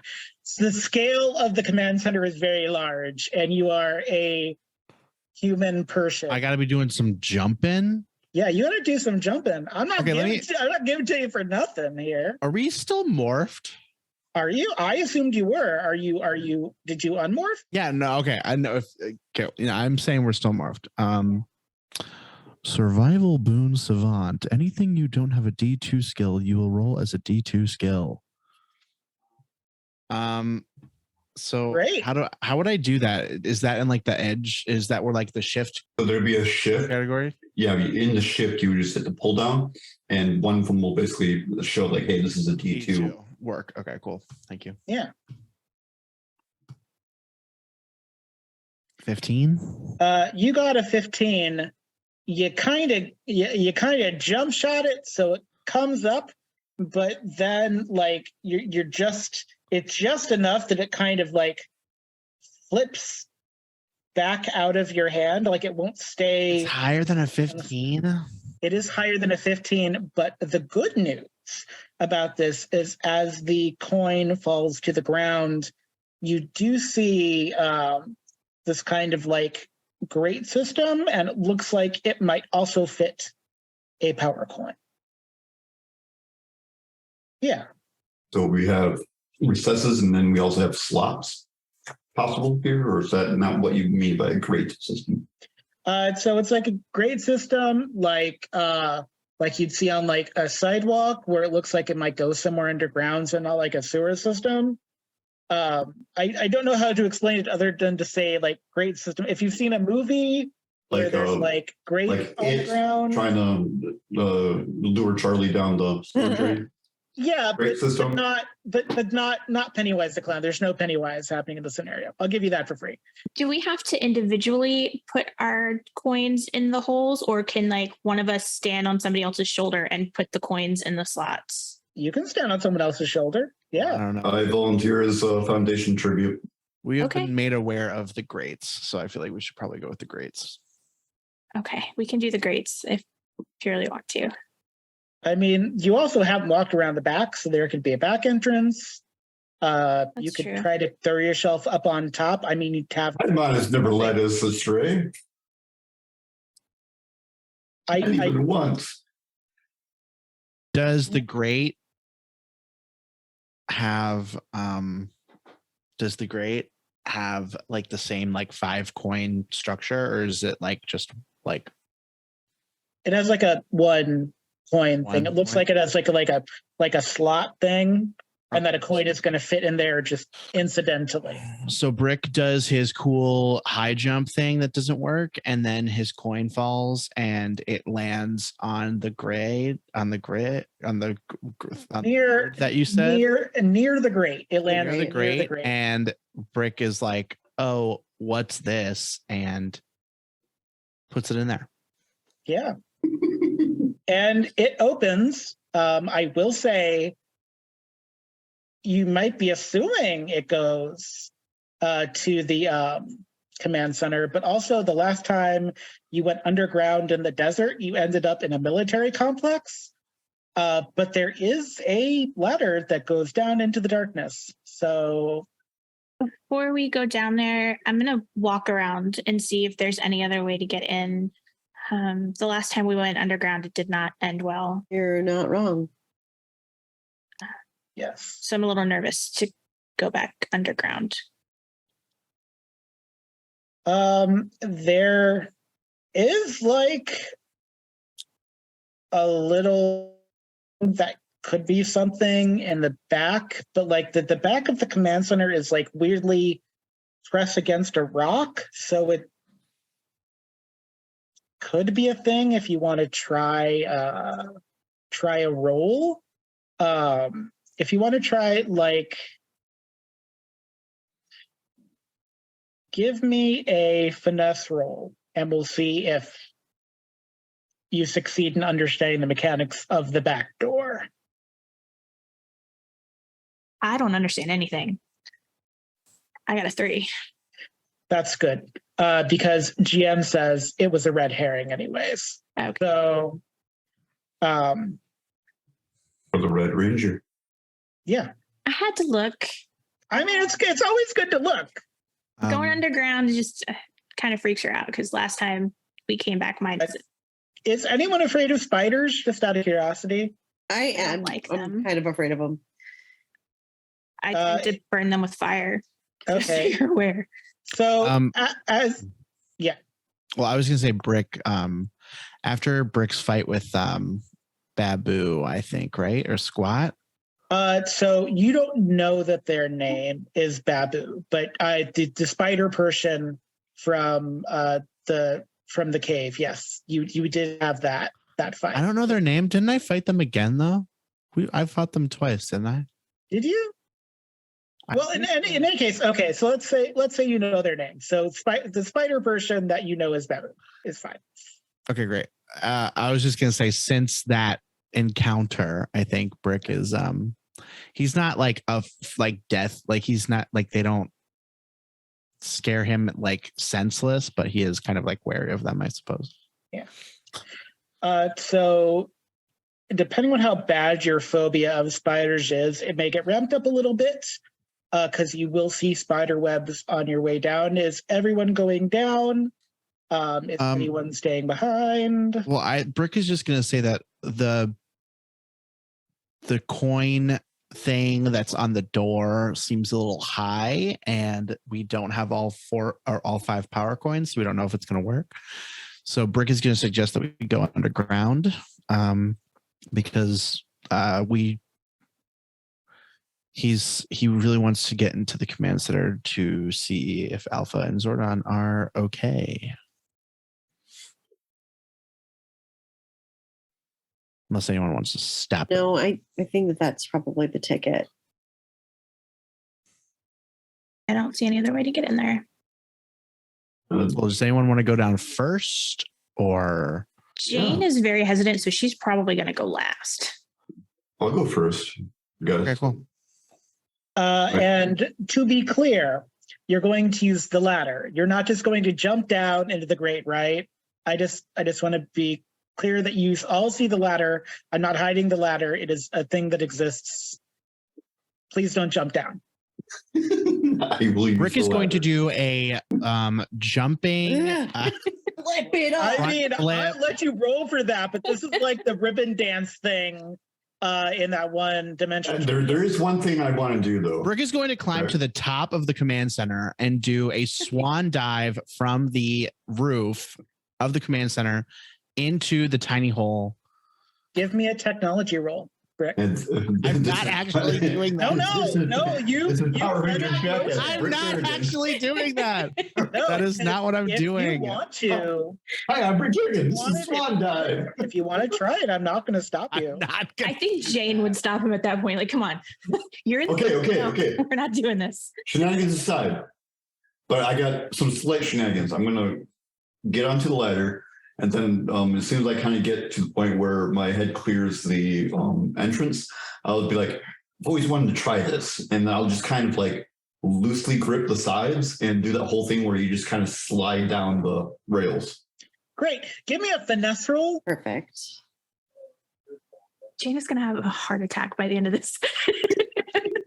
Yeah, give me that finesse roll, Eddy Thatch. What? I've always wanted to do this. Like, Yeah. seriously. Give me that finesse roll for the ladder going into the underground that you don't know how far down it goes. Gonna turn into helicopter mom. 10. Yeah, you do that for about 20 feet, and then you spend the rest of the 40 feet essentially like free falling. And the only reason you're not taking more damage is because you were in power armor. But it's very abrupt, and you do go through a couple of spider webs on your way down. It's okay, guys. I cleared the webbing. Yeah. You're welcome. No, it's not there anymore. Ignore what I said. Did he say webbing? Oh no. I'm glad that my hair is in a helmet.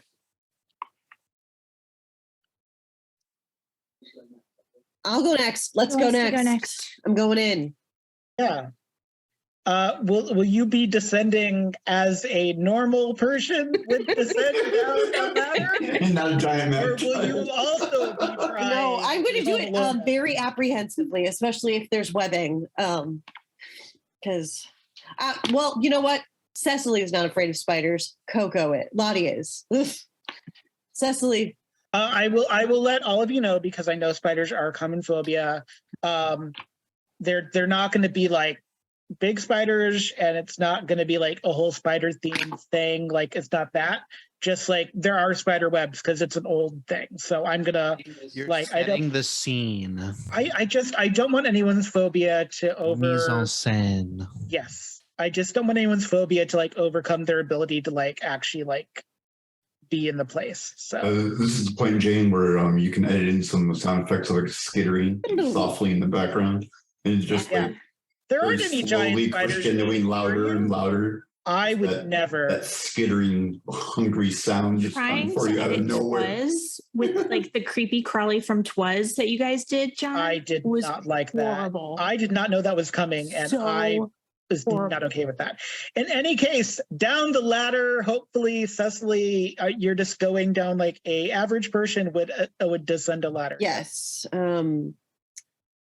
Give me an alertness roll on this ladder. Actually, give me a you have blacksmithing like experience with I friends do. there, right? Give me a culture history roll. Of I've some got kind. old world history. Give me that. Oh my gosh, it's so hard to hit. Oh, I got a 14. You got a 14. As you descend, this ladder is sturdy, and it's made of like the same type of iron that they would use to recreate ironworks pre-Revolutionary War. So much closer to what Ren fairs have tried to do to be authentic when they're really trying for authenticity. But this is like that. This is old school. Like wrought iron or cast iron or something. And I think. more importantly, it's authentic. It's OG. I'm like, this is old. Brick is going to notice that Jane seems very apprehensive about going down into the depths of underground, underneath the command center, and is going to grab their hand and say, "Do you want me to follow you, or do you want to follow me?" You can go first. Just be careful, please. last time we went underground, we almost didn't come back with you, and I can't lose anybody else. I'm not going anywhere. And I slowly make my descent down the ladder. I'll be right back. I'm not going anywhere except down this Down hole. this sketchy Sorry. hole. I like you guys so much. I'm so sorry. Oh no. No, just generally, not like ominously as to this moment. It's just like a general like I'm putting. Anywho, Zordon, evil rangers, evil versions of pre-Alpha 5. look, anything can happen in the universe. So Jane, all of your friends have descended under the earth. She is gonna wait a second and just kind of like take a couple of deep breaths and kind of get her head right, and she will slowly descend the ladder. Give me an alertness roll just as you descend. 12. There is a glint of bronze, but at your 12, you can't really track it quite yet. Do I hear anything besides the other rangers? You do not hear anything besides the other rangers. Okay. And as you descend, a couple of you will see like tiny spiders, but you're in power armor, and like they're not even. They might be babies, but it's just because it's underground. Like there's like a couple of worms, but nothing eventful happens on the way down.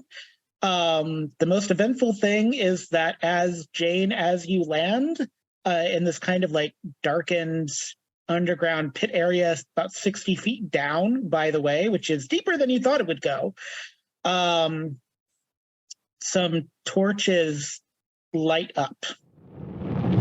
And they light up a path down a tunnel that heads in the direction of the command center. Hey, motion sensor lights. Yeah, they're torches, so like it's like the OG motion sensor light. That's not ominous at all. I'm feeling so welcome. I mean, if anyone wants to roll culture or technology or science, I want to roll you something can- because I'm getting sus vibes. Yeah. Culture. I'm not going to stop you from Lore. rolling about these motion sensor activated torches. Jane got a 21 on her culture roll. I got a 3. That's not even fire, guys. I mean, I got come an on. 8. It's probably not real. For science. I rolled a 21 in alert. Totally looks like a hologram. I'm gonna walk over to one and like go to like grab the fire. Yeah, it's definitely fire. If you were in power armor, that would be so much pain. Yeah. I remember there was an episode that we filmed that we recorded of this show where the first words out of someone's mouth was, is this an escape room?" when you were first in the command center. So it's really still tracking. You're still teenagers at heart, which is great. Jane, your culture roll is actually, I'm gonna give this to Jane and Brick at the same time. Do you remember? So Brick, the day that you got your shield, it had a different sort of cadence, different sort of magic to it, and there were all these questions surrounding where it had come from, because it was different from like it wasn't gifted by Zordon. And it was like all this weird stuff happening at the museum and the guys disappearing. And even Zordon said later that it wasn't like that kind of, it wasn't grid magic. This feels like that more than it feels like a Zordon thing. And for, I think, yeah, for alertness, there's no better way to put it, is that it feels like it's something that was just waiting to be triggered, less that it was like, and here's the big bad. Except for Eddy like putting their hand on the fire Nothing ominous happens. If anybody's seen The Fifth Element, it kind of feels like that, but if it was like lower tech than the pyramid in Egypt, where like all the things happen. But there is a tunnel heading back to the command center, so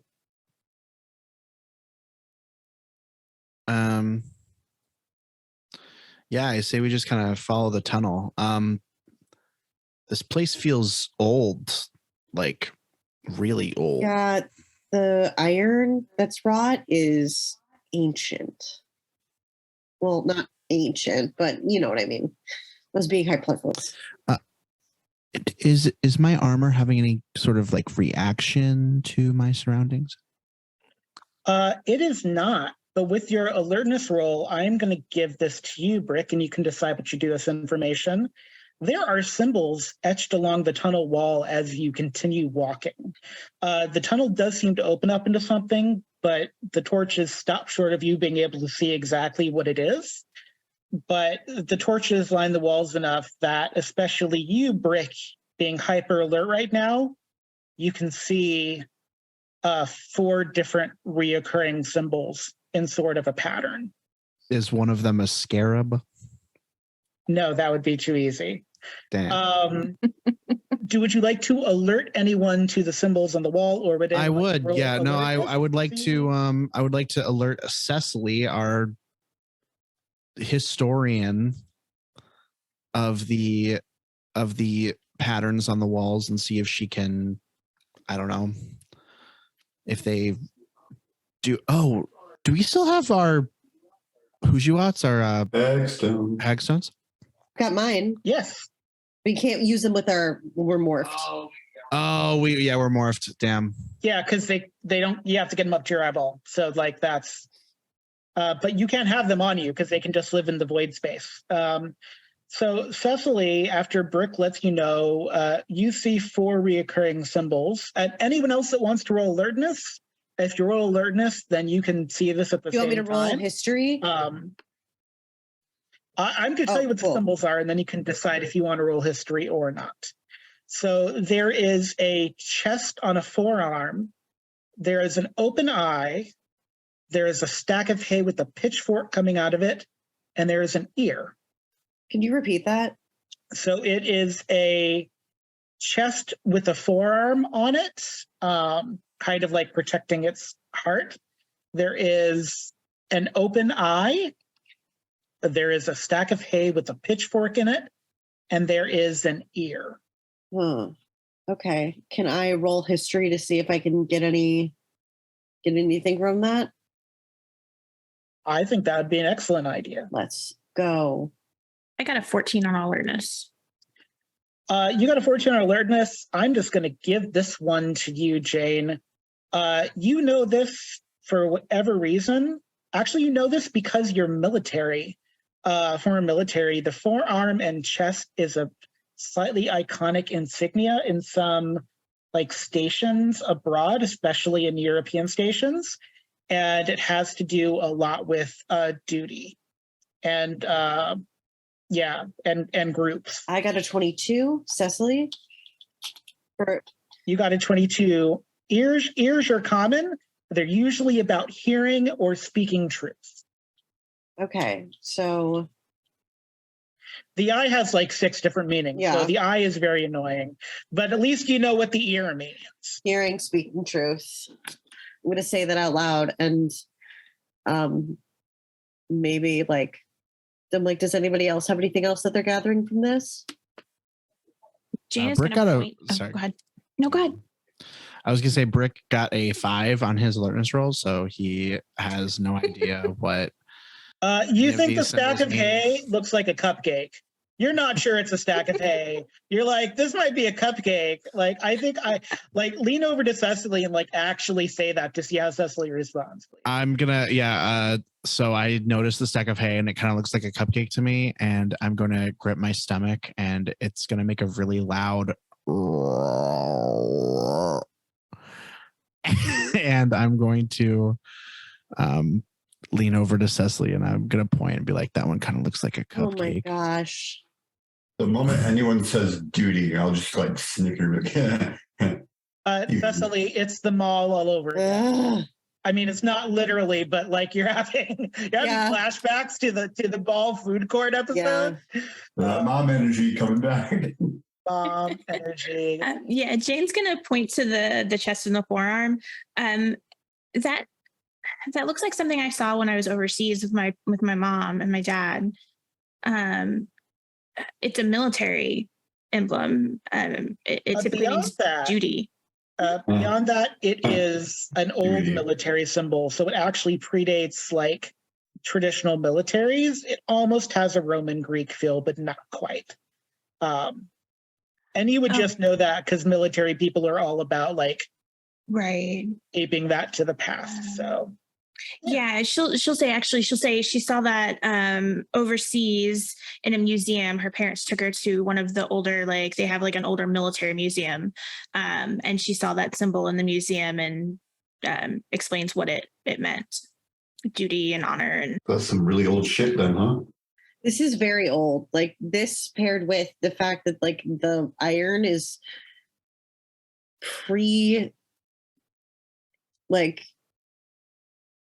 well, I don't even know how it would get here. Well, I guess these are aliens, so I guess that makes sense. She's like reasoning out loud with herself.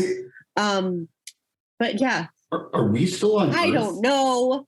But this is something that I would get, like, I would place the iron here like around the 1600s. And we know that California wasn't settled by people that were using iron until way later.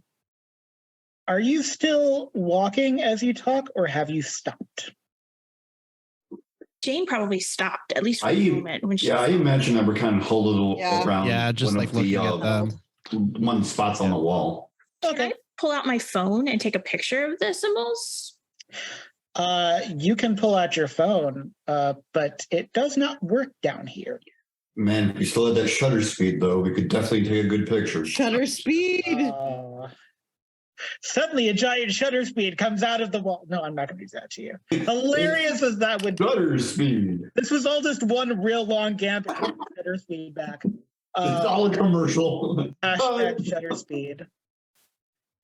So there are 4 symbols here, and they repeat. They're equally spaced, both top to bottom, left to right. But it does not, I'll give you this one for free. It's not like a language thing. It's just a repeated set of symbols. It doesn't seem to make a sentence. I will also give, because alertness was pretty high for at least 2 of you, this was purposely carved into these walls at the depth it was carved in, so it would last for a long time. Could these be anything like maybe like core tenets or virtues or something? That's what I was... I have a feeling it's either like something like that, or there's going to be like a blockade that we're going to come across soon. And I would never, how very dare you. And the symbols are going to play a part into how we get past that. Jane is going to kind of lean over to Cecily and say, I might be reading way too much into this, but there's 4 symbols and there's 4 of us. What if each symbol is supposed to represent one of us somehow? But these are ancient. Can I be the cupcake? That was my thought. Brick's the cupcake. Look, they did. Okay, so outside of game, they did have cupcakes. They were an invention of an earlier British age. Like they date all the way back to the manor house system. So they're not quite ancient, but as far as ancient boots go, cupcakes or fairy cakes are actually pretty up there. So you're misinterpreting the symbol, but you're not misinterpreting the time period, which is amusing. I don't know if Brick... Quick, someone Google cupcake time period so we can know what he's referring to. It's too bad you can't Google that down here in this tunnel. No. I don't know. It was just a weird idea I had. 4 of us. Everything seems to mean something more than it is. No, I agree with you, Jane. I say we keep going. I mean, walk. We gotta. Yeah. Let's get this over with so we can go back up. Oh, great. So as you continue walking down the tunnel, I would like to now draw your attention to the other half of the map grid with the kind of weird circular space that I drew because drawing maps is not my forte. You come to, in drafting, those little triangle things are supposed to be like doors, but this is just kind of an open space.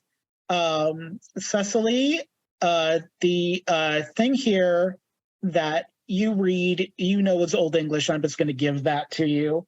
And the P is actually supposed to be the thorn, the TH. I just don't have a way to do the thorn symbol in Roll20. So because you know Old English better than I do, can you actually pronounce this in, I know it's not technically Old English, but Old English, quote unquote? Where do you have it listed? It's in Right next to the doors. Right next to the doors. It's the words. So face this heart. Yes. I will say in game you said that out loud. Do you want to roll to see if you know what that means, or do you think you're advanced? I would love to roll to see I know what that means. Am I going to do that for culture? Whatever your kind of Old English Yeah. history is, it is like a culture thing. So yeah. I'm going to use a story point to do that again because this is my moment, and I feel like this is your moment. This is like Kelly Clarkson in season 1 of American Idol. Can I like cheer her on to give her like an edge? You can lend assistance. That is something. Yeah.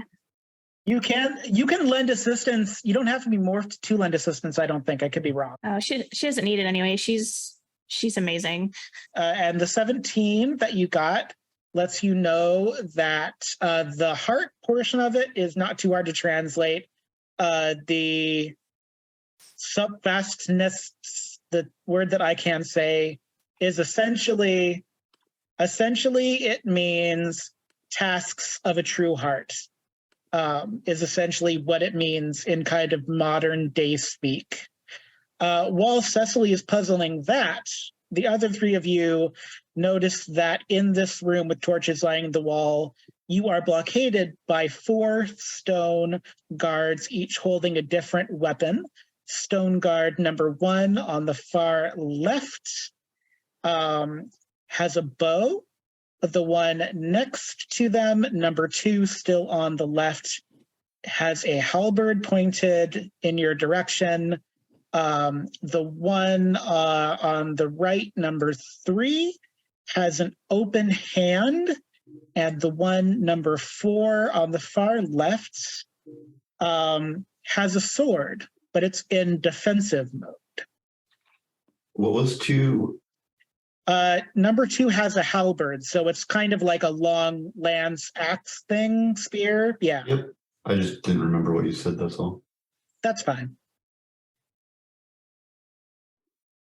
I know that word because of Fire Emblem. And then what was 3? 3 has an open hand. So this all feels like very symbolic. That's a nice hand right there. That's better than I could ever do. Thank you for drawing that. I know that none of you can see it, but like Eddy went in, I think it was you, Eddy, and like drew the little symbols. We can Oh, I them. see them. Yeah. Oh, thank you. Okay. That does help. Great. Okay, yeah. I'm helpful. Yeah. So there you go. They're blockading the door, which means you cannot go any further. They are not advancing on you. They are just standing where they are. Brick is going to be drawn to the bow man. Okay. Is there anything you want to do or say or I don't know. I'm going to be like looking for the patterns that we saw on the wall and see if they're on these figures at all. I'm not going to make you roll for that. They are not. Oh, interesting.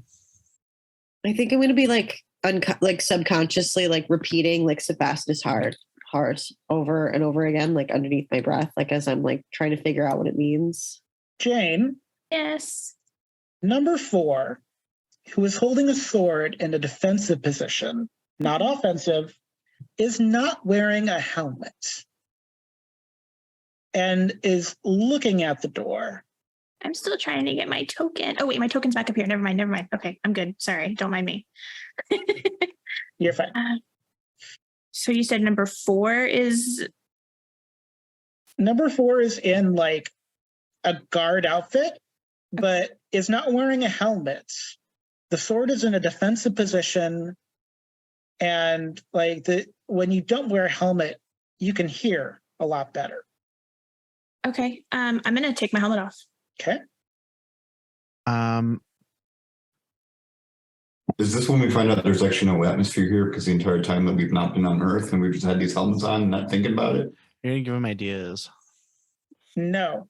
But Jane, as you take your helmet off, would you like to approach the guard? Yes. Guard number 4 seems to regard you, even though it's made out of stone, but it's magic, so anything's possible. You feel regarded. Guard opens its mouth and asks, "What is your truth?" Oh. Did that rock guy just talk? Did you guys hear that? It's not just me? That. Okay. Is the next question going to be what's our favorite color? Okay, so what I'm getting is this the one that's reminding me of the emblem that I recognized? Is what I'm getting from this? Is that what I'm? It can be. Duty.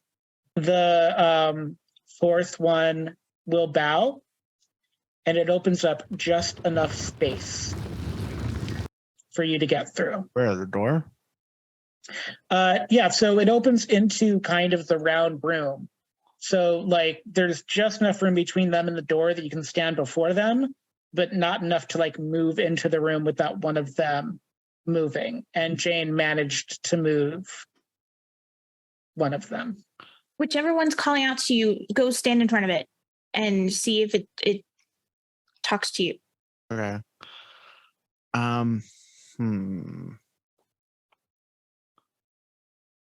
Okay, so Jane's had to do with listening because she took her helmet off. So Jane's has to do with the ear. Right? Is one of the figures holding like holding their forearm across their chest? No. One is holding a bow, one is holding a halberd, and one has an open hand. Is the open hand extended out in front of them like they're expecting to receive something kind of thing, or? I don't know. You can give it a shot. Well, is the hand in front of the statue, is it like outstretched? Is that the? Yes, it's outstretched and like down. Yep, thank you. Yes. I'm sorry, guys. I'm feeling like a big dumb here. Like I'm not doing anything. I mean, true heart. Mm-hmm. Eddy,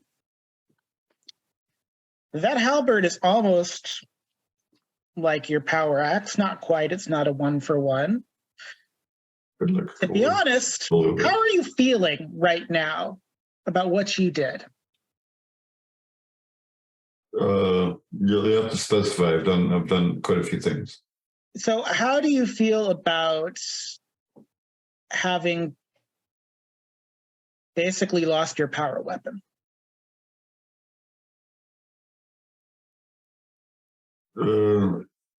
I don't know. I think at this point, I'm still basically kind of numb to everything that's going on. That it happened. It was just kind of like, okay, yeah, of course that was going to happen. Eddy, when you pulled your axe earlier in that battle, you knew what was going to happen, right?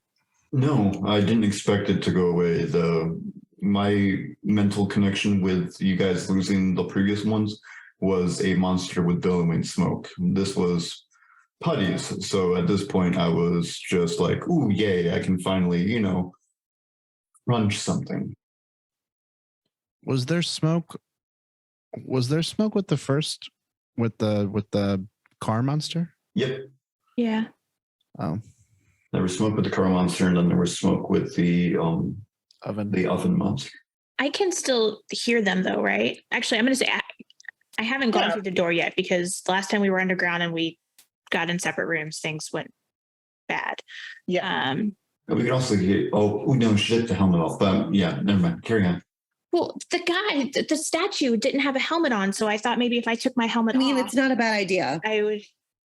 No, that was honestly brilliant. It didn't occur to me. Should we all take our helmets off? The other statues have theirs on, so maybe no.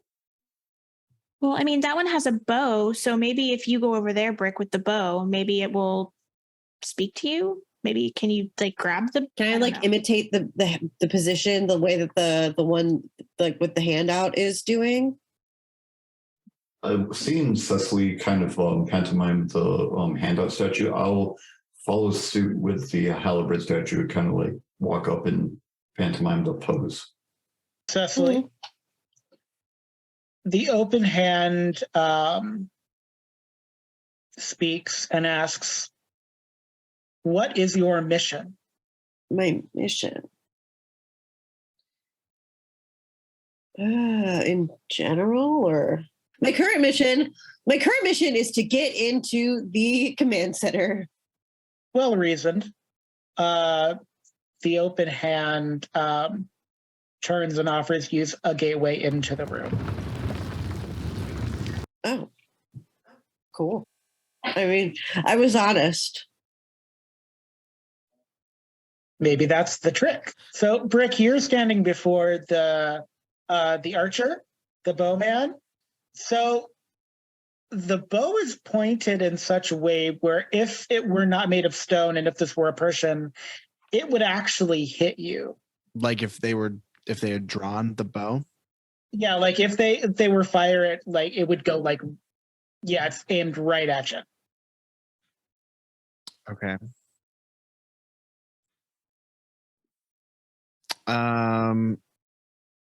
I'm gonna reach out and grab the bow, I suppose. The bow does not move. Okay. I'm going to step aside. There's not really room to step aside. It's either be in front of the archer or be in front of the halberdsman?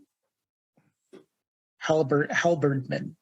Halberdier. I don't know. Okay, me grabbing the thing doesn't work.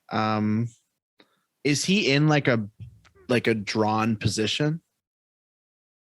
Or like what's the like how is he like stanced? Not angrily, but it is drawn so that if you would be in danger if the bow was plucked, essentially. Like if you were going toe to toe with this archer, you would it's aimed pretty low, so like if you bowed before it, your head would be in danger, but like currently it's aimed like more toward your knee, I guess. Can I bow before the archer? You bow before the archer and the bow points upward and the archer moves so that you have room to pass through. Oh, sick. It didn't ask me a question. Woo! Sometimes the act is enough. Now, you, Eddy, have a choice. There are 3 ways, so you can still reason with this puzzle with the halberd, or you could walk through. I'm standing like I'm pantomiming halberd. I'm trying to get mine to activate. Is there a button? There is no button. Hey guys, I think mine's broke. You stand there and you're not sure what happened exactly, but the halberd looks like it's going to come down and swing at you, and it stops right above your shoulder. And then the halberd moves away, giving you entrance to pass. Did you guys see that? Yeah. Yeah, you didn't have to do anything. No, but like the shoulder thing, does that mean I'm a knight now? I mean, That was kind of like a knighting, wasn't it? I'll walk through the opening. I'm not going to call you Sir Eddy. I Get out. Damn it. I will. I'll I'll offer a ready. little bow. Awesome. So you do get into this space, and as you pass that threshold, you hear a screech from behind you as Scorpina barrels toward you. But just before Scorpina can get to you, the 4 stone guards reset and they bar her way. What? Oh my gosh. So you have a choice to make. There is a ladder on the other side of the room, or you can try to hit Scorpina from where you are. Is that not the ladder we came down? That No, is that's not the not. ladder you came down. That is a ladder going up. Yeah, so like we went down and then through, and now we can go back up the other Oh. side. That's it. I vote we trust the Put my guard head- statues. Yeah, these Back statues. away. And You just, gotta say back to action. Back to action. Nice. So it's up to you. Would any of you like to try to attack Scorpina, or are you just going to go up the ladder? Guys, I don't think that she can get through. I think we should just go up the ladder. I vote on ladder. Ladder. Ladder. I'm not- Yeah, I'm not feeling like I'll follow the- very I will go revengey last. at the moment. Okay. As you ascend the ladder, I want each of you to take a story point for not waiting around to attack an enemy that obviously is not going to get through. So take an extra story point Yeah. for doing a rangerly, a smart rangerly thing. And then immediately after taking your story point, please do give me an athletics check, please. Only because you asked so wonderfully nicely. Jane got a 14. Eddy Thatch got a 15. I got a Look at all those passing. Cecily numbers. Adwell got a That's 19. Not bad for someone who has skipped gym class. Brick also got a 19. All right. So here's that fun part about this.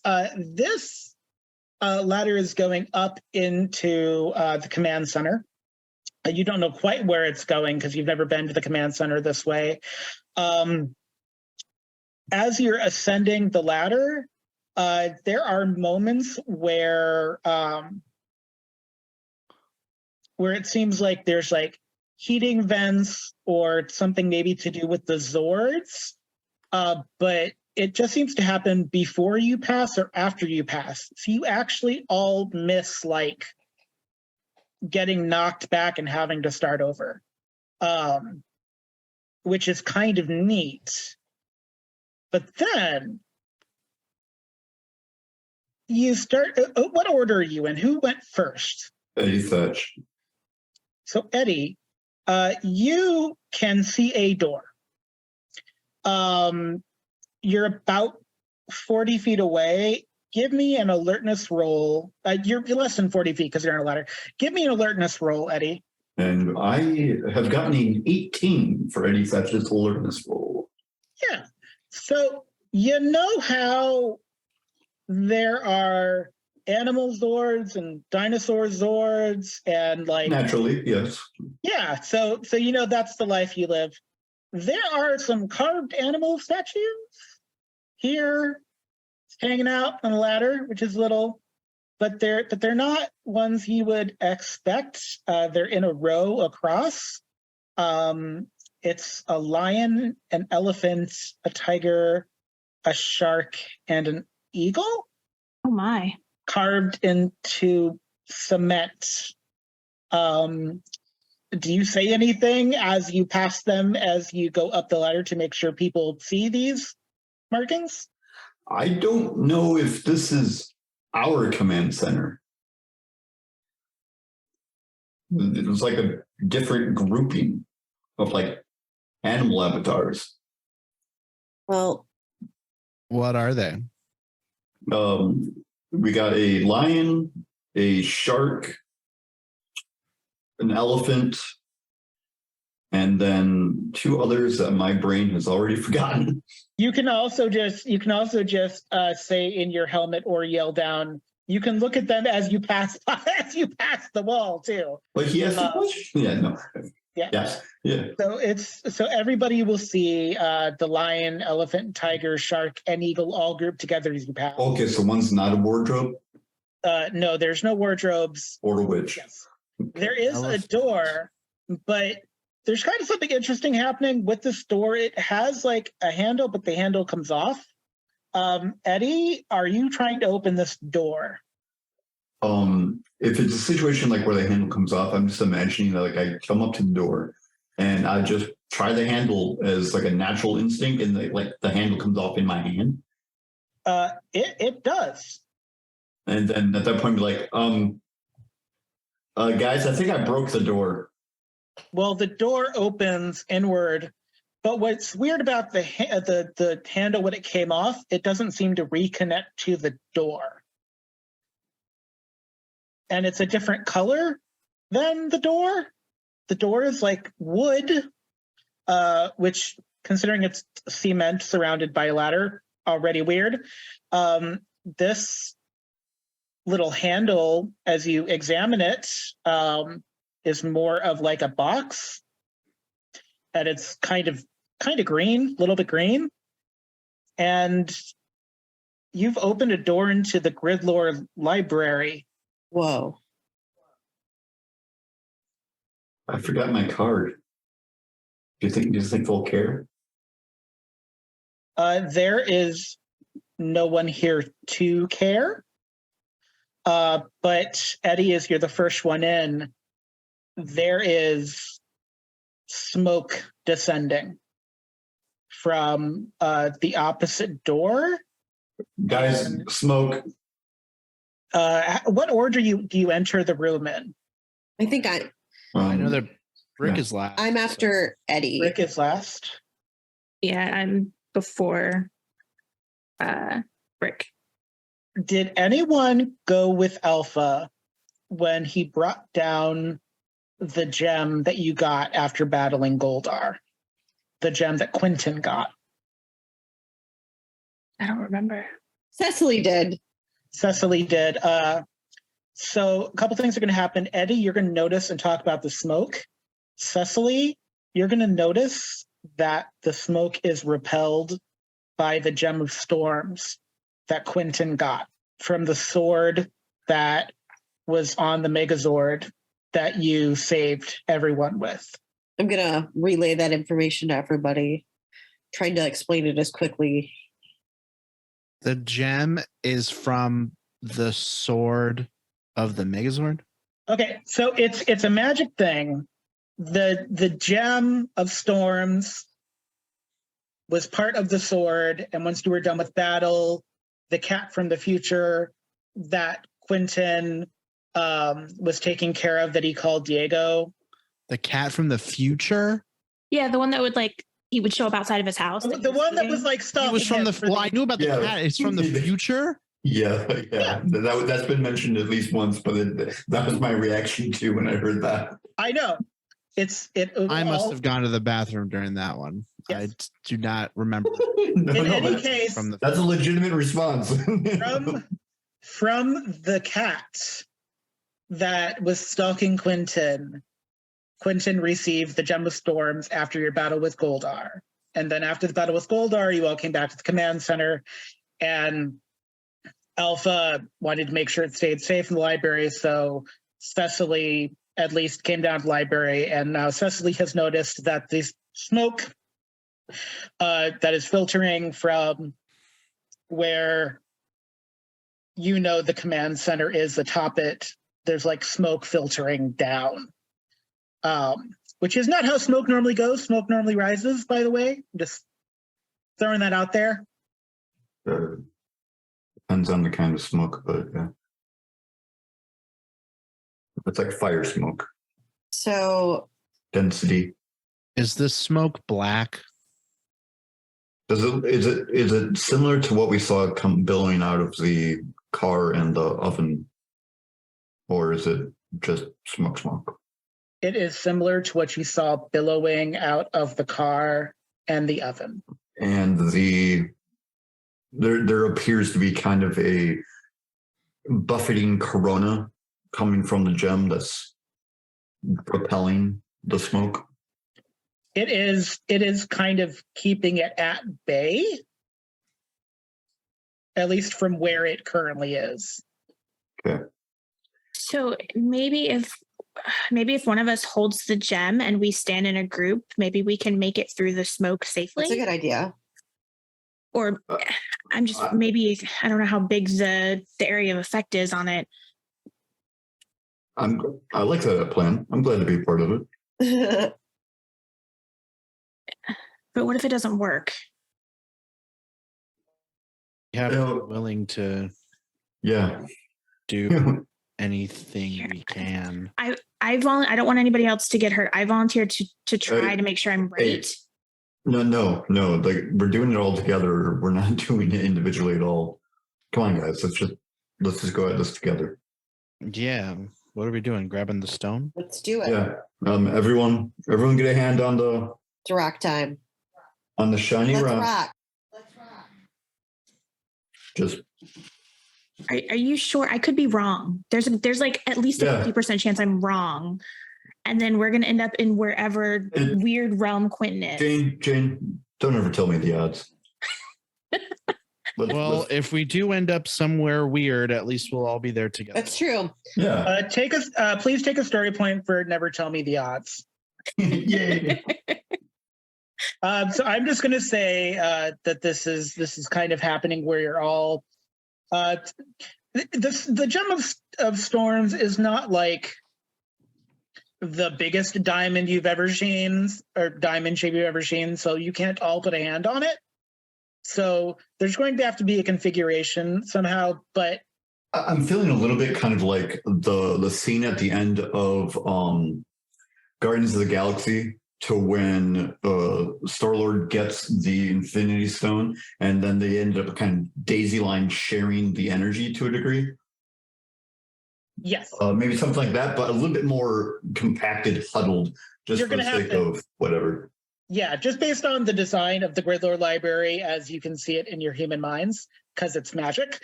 Like there's not really enough, like you're gonna have to be like single file first graders a little bit in order to accomplish this, but you can do it. It's just not. All right, buddy system. Yeah. But the point of this is that as you do this, the smoke, it doesn't dissipate, but it kind of cleaves off a little bit. How quickly are you moving to get back up to the command center? I guess as quickly as we have to get out of this. Yeah. smoke. Safe mosey. Pace. Yeah. Reactive to the speed of the smoke, right? So if the smoke is dissipating, parting slowly, then not going to like charge right into it. But if it's also kind of like closing rapidly, then obviously that would speed us up a little bit. Who has the best? No. Yeah, I'm going to do it that way. Who has the best culture? A D4. Let me see. I think I have it. Thatch is only I think I have a D6. I'm going to double check though. The whole time we're doing this, whoever is close to Jane just hears her muttering, "I can't believe I suggested this stupid plan." No, I have a D4. I've just killed all of us. Okay. I want whoever has the highest culture to roll a culture roll. We all have D4s. Yeah. I have just I have a D2. D4. So I think Cecily should do it. Then I have a D4 too. I am going to request that someone take a leap of Let's faith go. and roll the culture. Let's go. I believe in you, Cecily. Let's go. You got this. 21, cough, cough. 13. So with the 13, I will let you know as you ascend the ladder back to the command center, which, by the way, the smoke is giving room to the gem, which keeps you all safe from it. But also, it's really hard to see in the command center because it is smoky in here. It's not, there's no fire, but it's very smoky and hard to see. Cecily, you notice that the smoke seems to, for lack of better terminology, eat a couple of the books in the library. But you just notice that as you're ascending, and you'll just have to file that away for later. As you ascend, Zordon and Alpha are in the command center, but whatever the smoke does, it kind of like freezes them. It has kind of frozen them in some weird Star Trekian thing. But you don't have much time to dwell on much except for give me an alertness roll. Whoever would like to give me an alertness roll.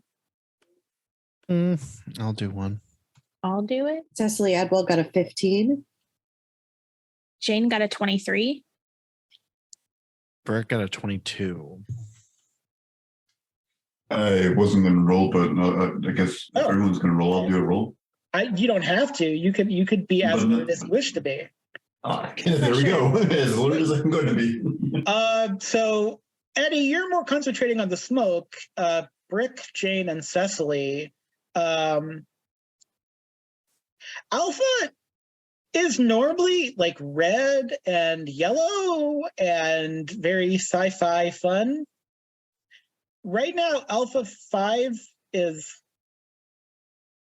very dull, kind of gray, almost like he's been drained of his color or is being drained of his color currently. Like the gray that Brick was when he lost his color? No, it's dull. Okay. Did the model get swapped out for the one from Hitchhiker's Guide?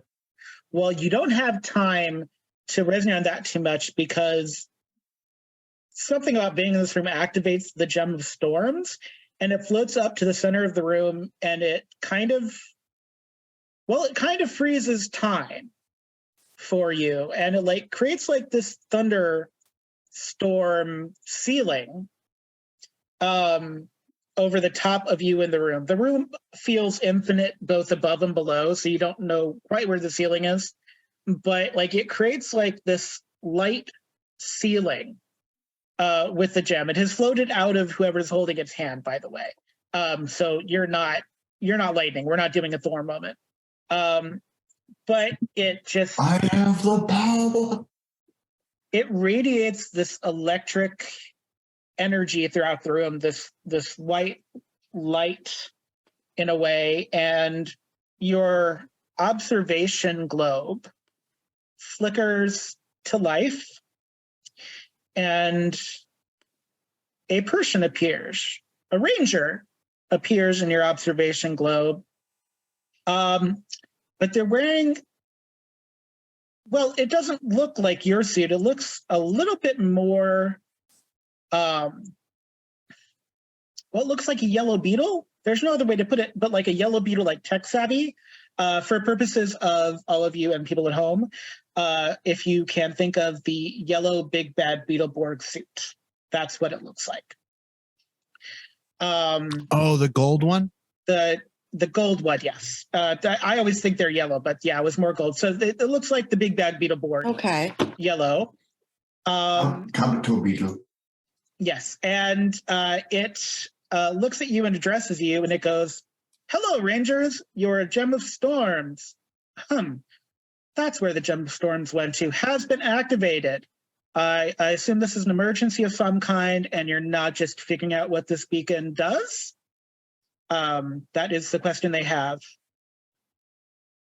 Emergency, yes. Yes. You can say that. So the ranger is going to say, "Okay. So who am I talking to?" If I may, for a moment, do you mean something like this? Sir, sir, ma'am. However you identify gender-wise, what are you doing? Trying not to die. Oh, well, yes, you're black smoke, billowing things like weapons dissolved. You know, ranger pooping out of reality. Okay, sir. One thing at a time. Thank you. Can I ask for our official paperwork? Who is your morphing guardian, if I may? Is that Zordon? Morphing Guardian. Brick. Brick! Names.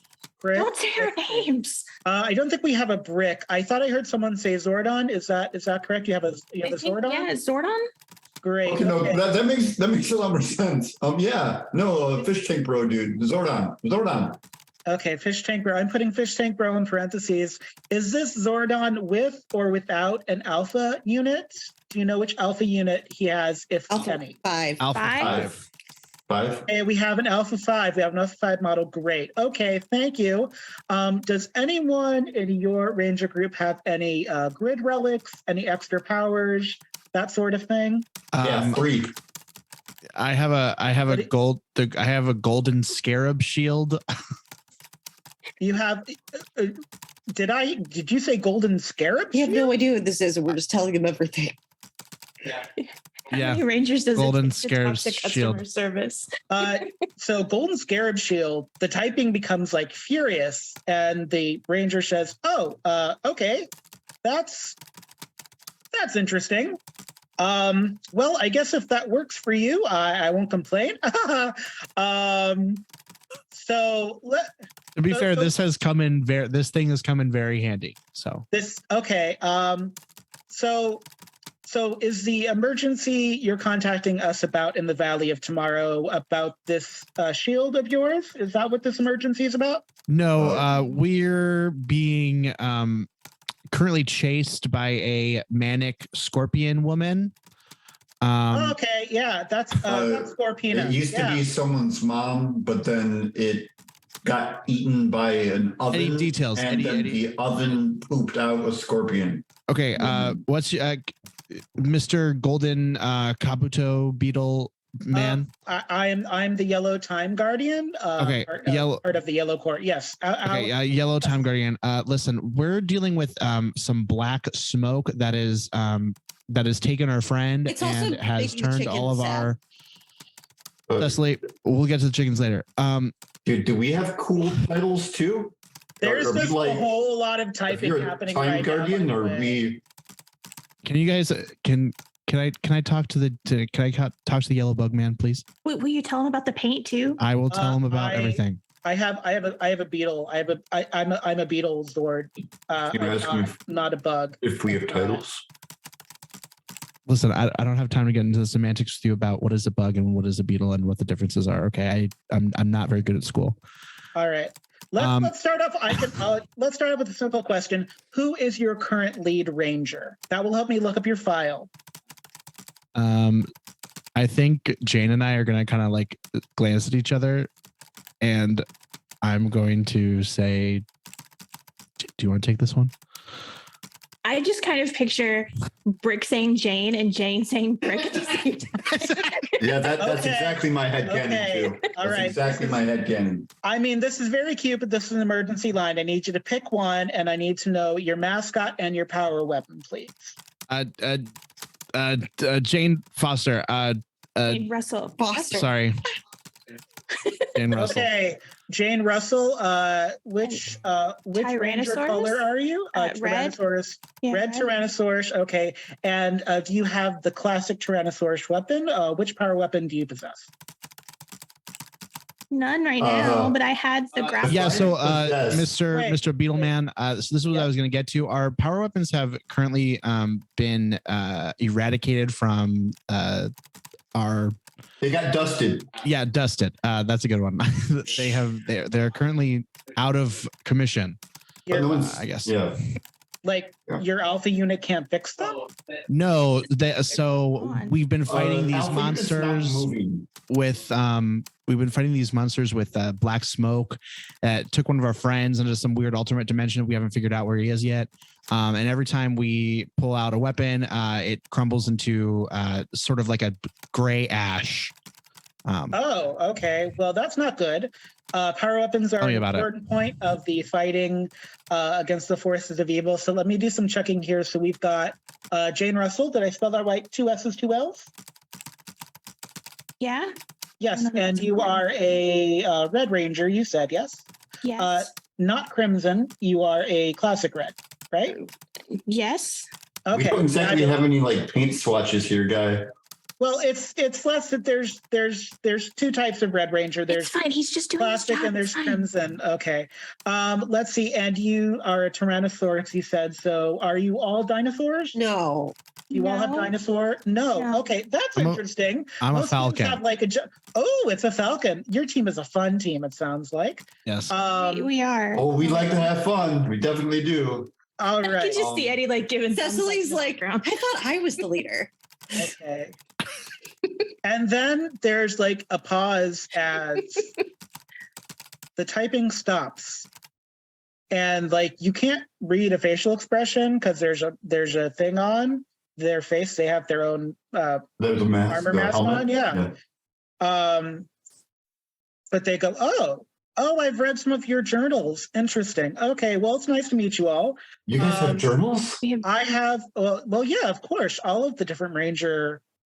I haven't been journaling. journals. Well, no, but that another time. This is the emergency line. You can take that up with the Blue Ranger Library and Historical Society. Okay. I'll look so over it, Cecily, here- like, duh? So what I see here that you have, let's see, your Morphin Guardian is, and this is where Isabeth, you'll add in a whole bunch of typing. We're going full on like admin here. So you have one of the Eltar War Zordons. Oh, you have a War Zordon. That's interesting. There are multiple Zordons. Oh, yes. Most teams that have Morphin Guardian get a Zordon-like figure. Not every universe gets a Zordon, but Universe? well, yes. like an action figure. It's a whole thing. So you have one of the Eltar War Zordons. So Or Zordon, like, yeah. Most that Zordon. sounds- Did your Zordon? Okay, let's see here if I can find. All right. Okay, so here's that's okay. All right. So good and bad news. Bad news. Who wants the good news and who wants the I bad? mean, we're gonna have to get. Just tell us the bad news. Yeah. just Okay. Get the bad news out of the way. So here's your bad news. Your Zordon has a PTSD spell on them. It looks like they have some trauma and some things have been removed from their memories. Does anyone have paper and a pencil? They can write a couple of things down. Is there paper and pencil in the command center? what, If you're panicking, you can grab some paper and pencil. does anyone have it in their power suit void space? We'll say someone does, just so we can Jane will take it and start taking notes. Okay, so has your Zordon mentioned Lord Zed at all? No. He doesn't like to mention much of anything other than saying he doesn't know. Yeah, No. that's Zordon for you. We love Zordon. He's always good for a cryptic language. So you should write this down. So there was a war against Lord Zed that he was a part of, right? That's what happened to Eltar. You don't know who Lord Zed is, really? I mean, Rita Repulsa's husband? She was married? Husband. Okay. Oh, that's interesting. Well, it's not always a one. Someone put a ring on that? They're not always married, but they're usually married. So that there's a Rita without a Zed is a little weird for me to hear, but it takes all kinds, right? He'd go really hard after Santa. So here you go. So, and there's some typing, and then you hear the words about Santa. I'm really gonna have to read your supplementary journal. Geez. Okay, so you told me a little bit about your power weapons. They turned gray, you said? Let me make sure I got that typed correctly. Yeah, gray, and then they kind of like dissolved into was ash. gross. Yeah, have you ever seen? Yeah.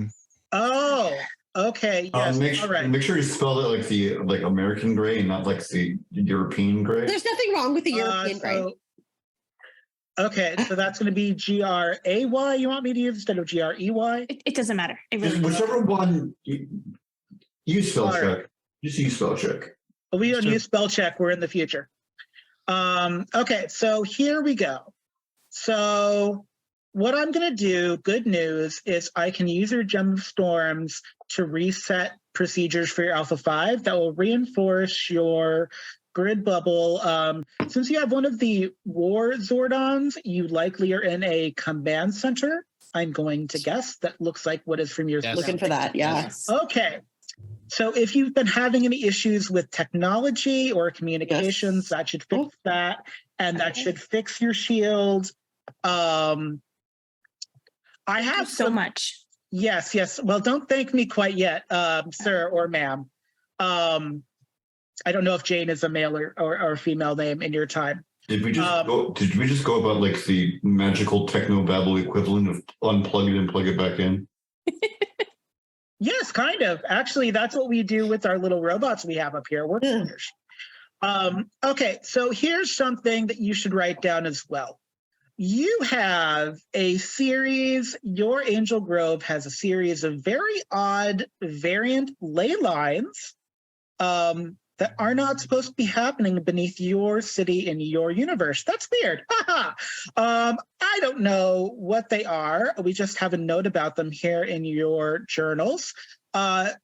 If you have any religious paraphernalia, such as like hagstones, We got those. if your command center is built on top of some sort of religious underground chamber. Make sure to put the Leyland stuff under fun facts, so it sounds like I think we have both of those things. We have some hagstones. And we also have some. We also got here through a vaguely old, ancient tunnel with some guardian stone men. But we can't go back because Scorpina's there. We can't go back that way. Oh yeah, well, Scorpino serves Zed. It's a whole thing. Or maybe she doesn't in this universe. I mean, if you're Zed and Rita aren't married, oh gosh, that's gonna. I mean, we've never asked her. We haven't had a sit down. I can't. You think Rita for our universe was like maybe sweet on Goldar? Okay. No, that would lead to complete chaos. Okay, so here we go. It looks like right. Right. Okay. So more good news, bad news. It seems like. Wait, did we get good news after the bad news last time? Did you? There's so many things happening. All right. So I'm going to tell you something kind of weird that you may be really comforted by, or you may really hate this information. So this Scarab Shield relic that Brick Kerrigan, is that you? Yeah, that's me. Yes. Yes, you're the Pink Ranger, right? I am. Yep. Did your power weapon? Did you use ice with it by any chance? Is that you? I just want to double check. Yeah. I did get ice power. You are the Ice Pink Ranger, which is kind of rare. Usually Pink Rangers go for thunder, so I kind of love that. Good for you. I'm an oddball. Like you are an oddball. It also looks like you went to the Wandering Blight in order to pick up your shield. Wandering Blight. I found my shield in a museum. Well, no, it's not what I mean. So your object like this. So this is kind of a weird relic item because it's not really one of ours. It's like an ally item. It's very strange. It seems like you did something to like receive it, and so that usually means that you go to a place like the Wandering Blight. And of course, the Wandering Blight was the place you went. Was it like black and white by any chance? Yeah, it was like grayscale. I met I think like an alternate version of Rita there. Oh, how awful. My apologies. But no, that is called, the technical term, everyone calls it something different. Some people call it the shadow space. It's technically the term we have for it here in the Valley is we call it the Wandering Blight. And so you went there. It does say in our files about the Wandering Blight, 30% of the people that go in, like, they're never heard from again. So good for you for coming back. Congratulations on that. I would say if you have that and it works for you, congratulations, because that means that you have allies that are not necessarily accessible to normal rangers on a normal morphing grid scale. So that's a really good thing. I would say that if you have one, I'm going to call them anomaly grid relics. That's technically not their title, but I'm going to call them an anomaly grid relic because they're not technically from the Morphin Grid. I'm going to say that you may have other things coming to your aid. I would check, type. Do you have like an ally at some like historical place? Do you have like a library? I don't mean to assume that your Blue Ranger runs a library. Not all Blue Rangers do. I understand that. But do you have like an ally in your universe that has historical information on where you live? Do you have any allies? Not to be personal, obviously. I would assume that you potentially have allies, right? Well, we've side eyes Cecily. She's like, I mean, we do have a Blue Ranger who is pretty well versed in history and the things of that nature. thanks. Well, are you local? Are you local to the? You are Cecily. Yeah. Unicorn. Oh, you use a unicorn. I think is that you? Yeah, I just wanna double that's check me. my paperwork. Yeah. Okay. Yeah. Great. Okay. So, all right. So it looks like you're a vagabond ranger. You've actually traveled quite a bit. That's interesting. So you need someone that's actually got expertise in local things. Potentially, if you know someone that knows ley lines really well, would be probably a good resource. That guy's name. Yeah. One guy. Nice guy. I would check with anyone that may have Okay. historical knowledge of the area. Or my weird neighbor, Carlotta. If you have a weird neighbors are great. They really get the ranger thing, even if they don't know what they're talking about. You might want to check in with them at a certain point. They may have information. Unfortunately, our archives aren't complete because they get filled as. What about Eddy and the juice bar? You have an Eddy in your universe. Good for you. He's always great fun. He's a good ally, but often his information scope is not really helpful to emergency situations. It's kind of like an everyday balance. You have to fight evil, so you need like somebody good, to help keep you like on the steady path. Because like being a ranger's hard, right? I mean, come on, it takes you out of your normal routine. Like it's super cool, but it's hard too.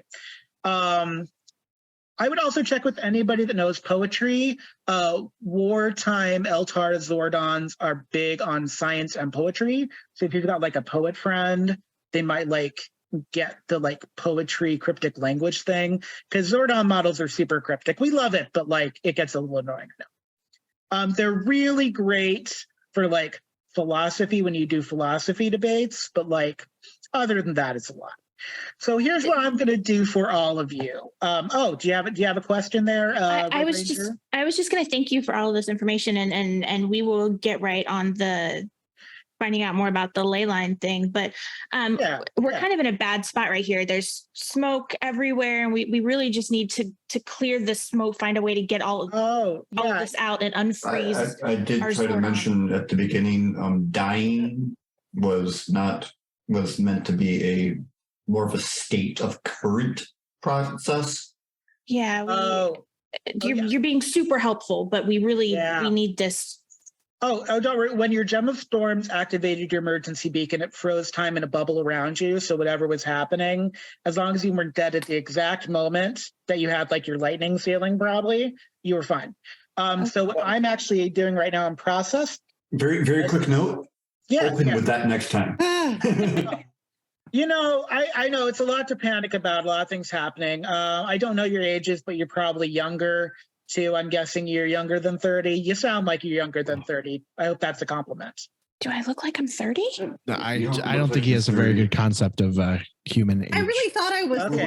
This guy is the dude can't see us. Okay, so what I'm going to do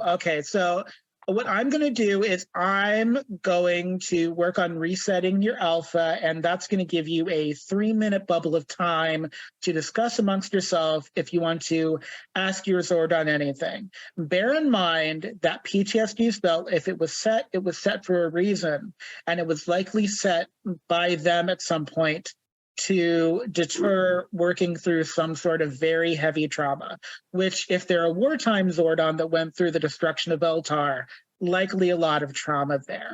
When you say set by them, do you mean set by the Zordon itself? I On mean, itself kind of thing, or usually there are more scientists. There are some that are witchy, but like it's the grid. So there's a lot of like witch adjacent things that happen. I'm just letting you know if you Okay, decide to press your Zordon on anything regarding Lord Zed on the war on Altar, they may not have memory. So if your Zordon have gaps in their memory, that's likely due to the PTSD. That's not a part of cryptic. They're literally not remembering because they're protecting themselves.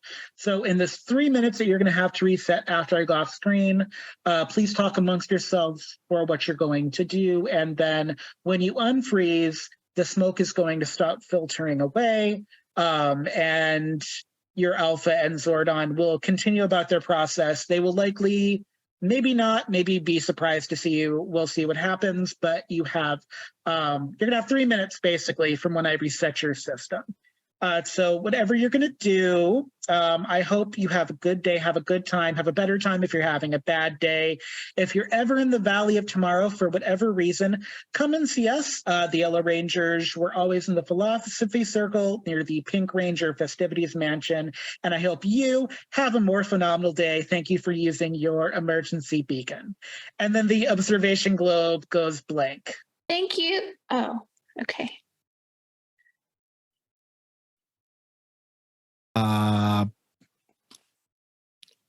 What? I just don't know. happened? I really thought I was don't the know leader. either. I don't think we really have a leader. I think we co-leader together. Okay. What are we gonna ask Zordon?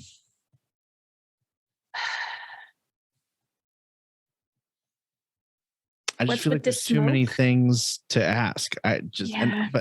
and I just feel like always, we're just never really gonna get a straight answer. At least this time beetle gave us answers to some things we've been thinking about. Yeah. Can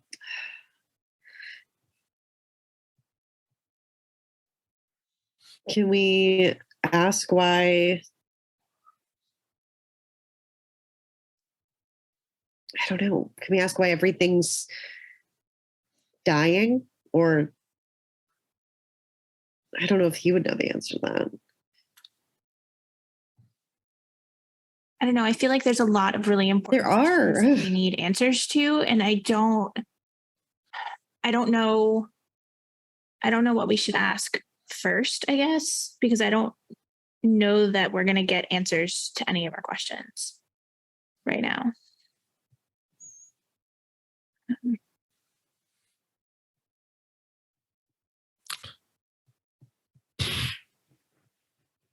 I don't know, because we need to know about the smoke.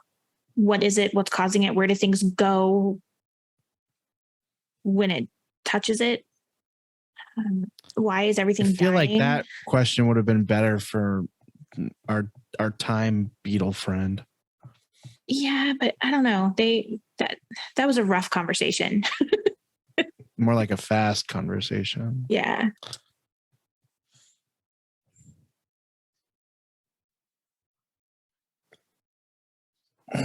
All right. I say we ask him about the smoke. If he knows anything about the smoke. I say we ask him about the basement we were just in, what that has to do with, I don't know, our command center or something else. We have 3 questions. I'd like to ask about other universes and other rangers, and if he's had other rangers before us. Were we the best ones? Of course, we're the best ones. No question. What those animal Totems? things were as we were climbing up the ladder. Those are other Zords, or Are we going to get our power weapons back? How are we gonna get our power weapons back? You have 1 minute left until your time bubble unfreezes. Okay, so what's up with the smoke? I think we need to word that better, though. Are we going to get our power weapons back? And what's our last question? GM note, you don't have 3 questions. You've arbitrarily chosen that number, but like... Oh, I thought he said we have 3 questions to ask Zordon. You had 3 minutes until the bubble comes down. You can ask Zordon anything you want. It was more the caution of there's a PTSD spell, so if you ask something that unlocks that, okay. the insinuation is consequences. So I could have sworn we got a limit on the number of questions we can ask. I mean, you can give yourself an arbitrary limit if you want to. I'm not going to stop you. No arbitrary. I do think that we need to maybe try to be firm, because there are certain questions that I feel like our survival depends on. Like, what is the smoke? How can we combat this smoke? That is, to me, that is a very important question. We've already lost Quentin because of it. It's an answer we need. So I think maybe we need to be firm and not let him blow us off, for lack of a better phrase. Agreed. It's one thing if he just genuinely doesn't know, but that needs to be something that we're actively working on finding out. And that includes Alpha and Zordon. Should we press about this Lord Zed character that we don't know anything about? Yeah, we should ask about Lord Zed. Get some details, figure out because we don't have any, especially without our power weapons, we have no equipment to be able to defeat any of these things right now. And how are we going to protect people if we can't defend against these things? Your bubble is going to end freezing in 10, 9, 8. And as your bubble unfreezes, the yellow time guardian admin beetle was as good as their word. The smoke begins filtering away as Zordon and Alpha come back to life. Alpha is still very dull, but seems to be regaining color by the second. And goes, I didn't see you. I didn't see you all teleport in. Oh, thank goodness you're here. Are you okay? Did you defeat the putties? We did defeat the putties, Alpha. We actually came back to the command center to try and talk to you guys, but when we teleported, we were teleported outside the command center, and we had to find a way in. We discovered a underground passage that led us towards some stone guardians who allowed us to pass through, and we climbed another ladder that showed us a bunch of other sort of animal guardian things, and we found the Stone of Storms. That's what it's called, right? Yeah. The Gem of Storms. Found the Gem of Storms, and we met the Yellow Time Guardian. He's very friendly, by the way. I want to send him a fruit basket if I can. Alpha goes, that all must have happened very quickly, because we were watching you on the observation globe as you were fighting the putties. How very strange. You were frozen. Yeah, you guys were stuck. It's been a while. Zordon considers this for a moment and goes, Well, I will tell you, the command center was placed on top of a religious ceremony site and that was always going to be an emergency entrance. That means that you would have come up through the core of the command center, which is usual when there's an emergency situation, but it's very dangerous down there.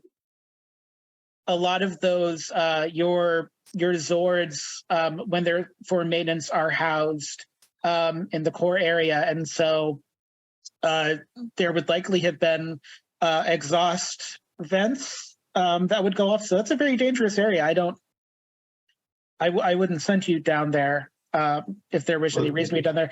You said there were animals down there, like as we were climbing, we noticed carvings in relief along the passageway. Yes, of animals that do not fit our current power animals.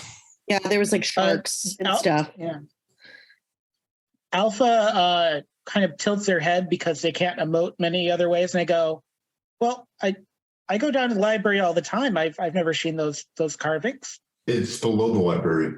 There's a I pulled out the box handle thing. That this came out of the door. This is what got us into the library. This was a handle box thing, guys.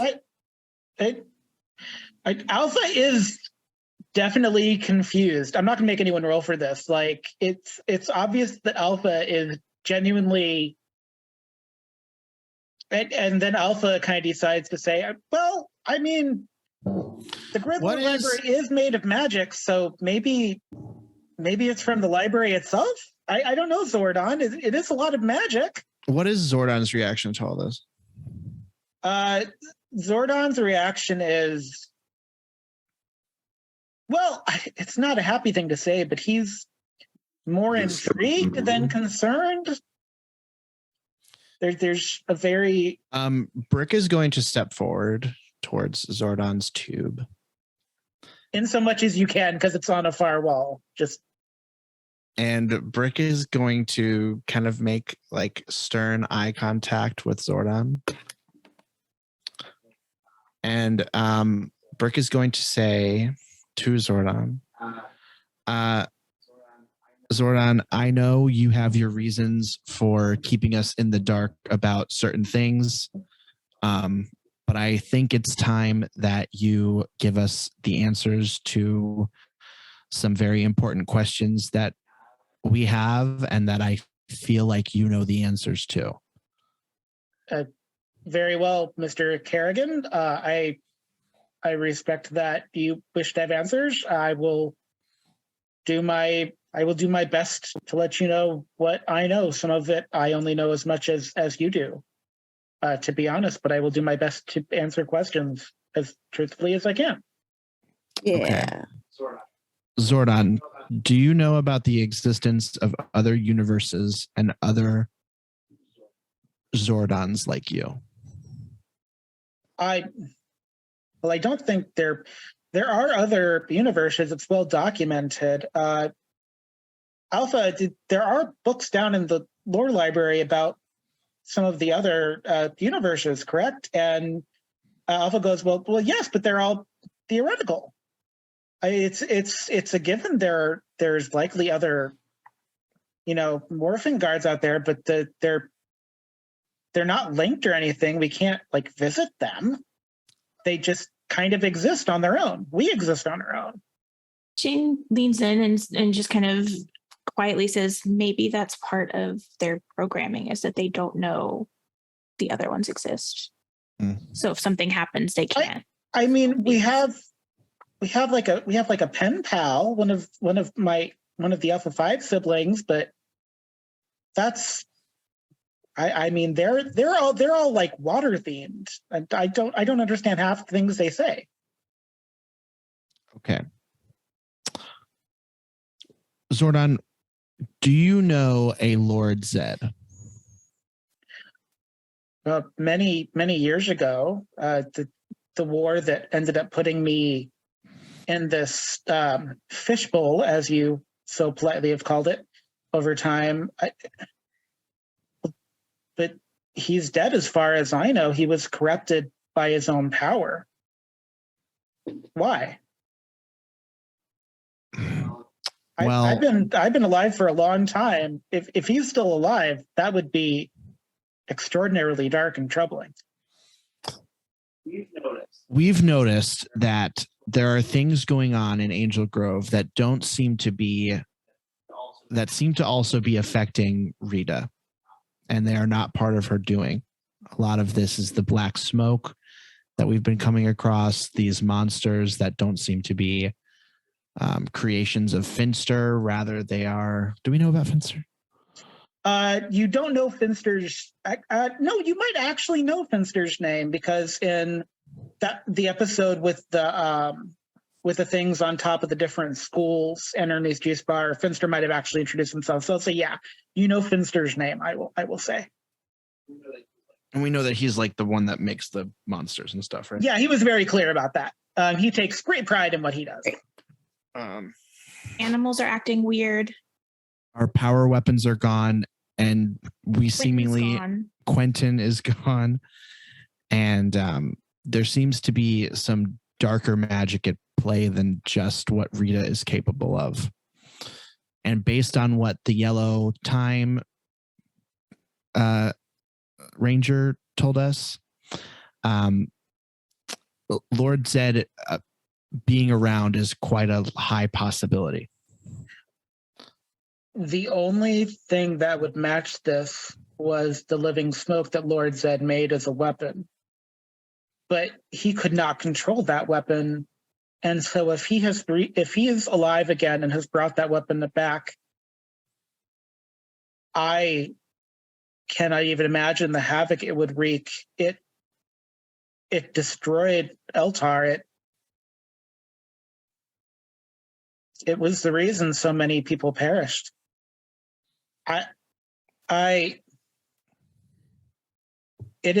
It was something so dark that he could not control it. And it decimated the earth. It caused many of us to go into space. That was a long time ago. So he's had a very long time to try to perfect it, if he was out there hiding somewhere. And as one of the top scientists on Eltar, I worked to forge weapons to stop him, but the smoke was of its own nature. He couldn't control it. Well, I hope it is not that. If it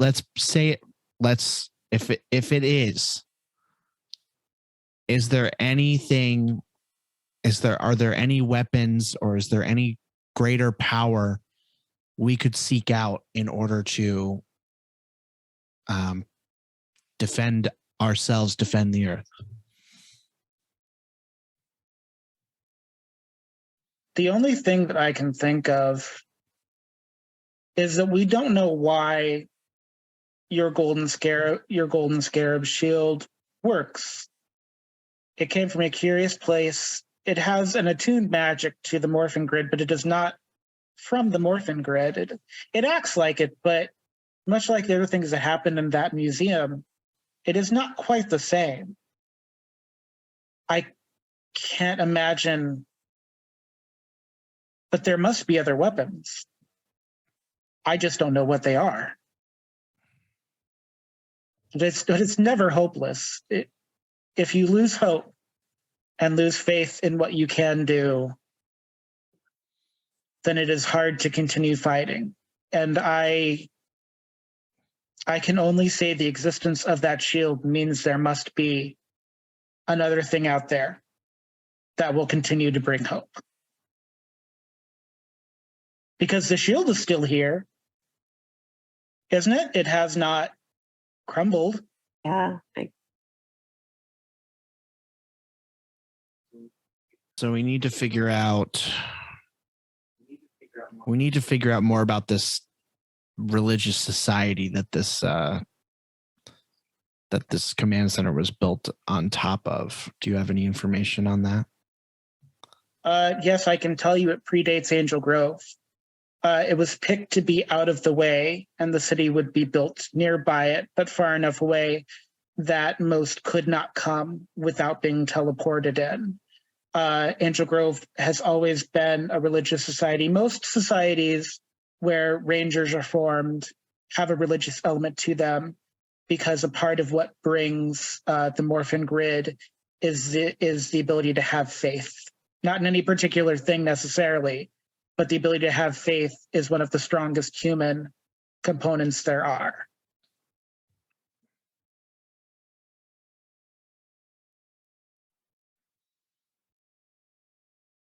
I would, if I were you, because I don't have all the information, and I wish I did, I would hold on to that box in your hands, Eddy Thatch, for if it is something that we did not know existed but came into existence, it may prove useful later. I would keep that and protect it and keep it handy just in case. My box.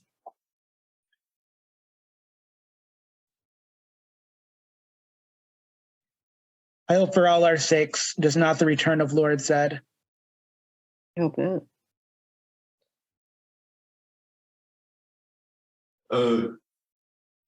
I'm not asking this for the sake of like, I'm legitimately curious, but why wouldn't it be possible for Rita and like Goldar to have been a thing?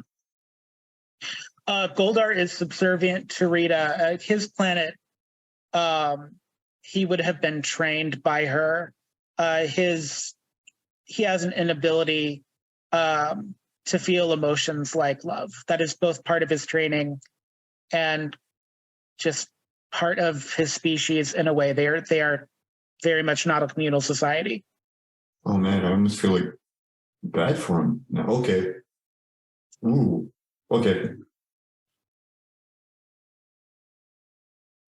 Yes, Rita tends to pick generals that are a certain way from certain cultures to serve her needs. So, yes, but that is an interesting thought. I would fear any pairing of Rita and Goldar in that way, because I can just imagine that Goldar would be a great danger if he had the capacity to feel real passion about creating danger and havoc.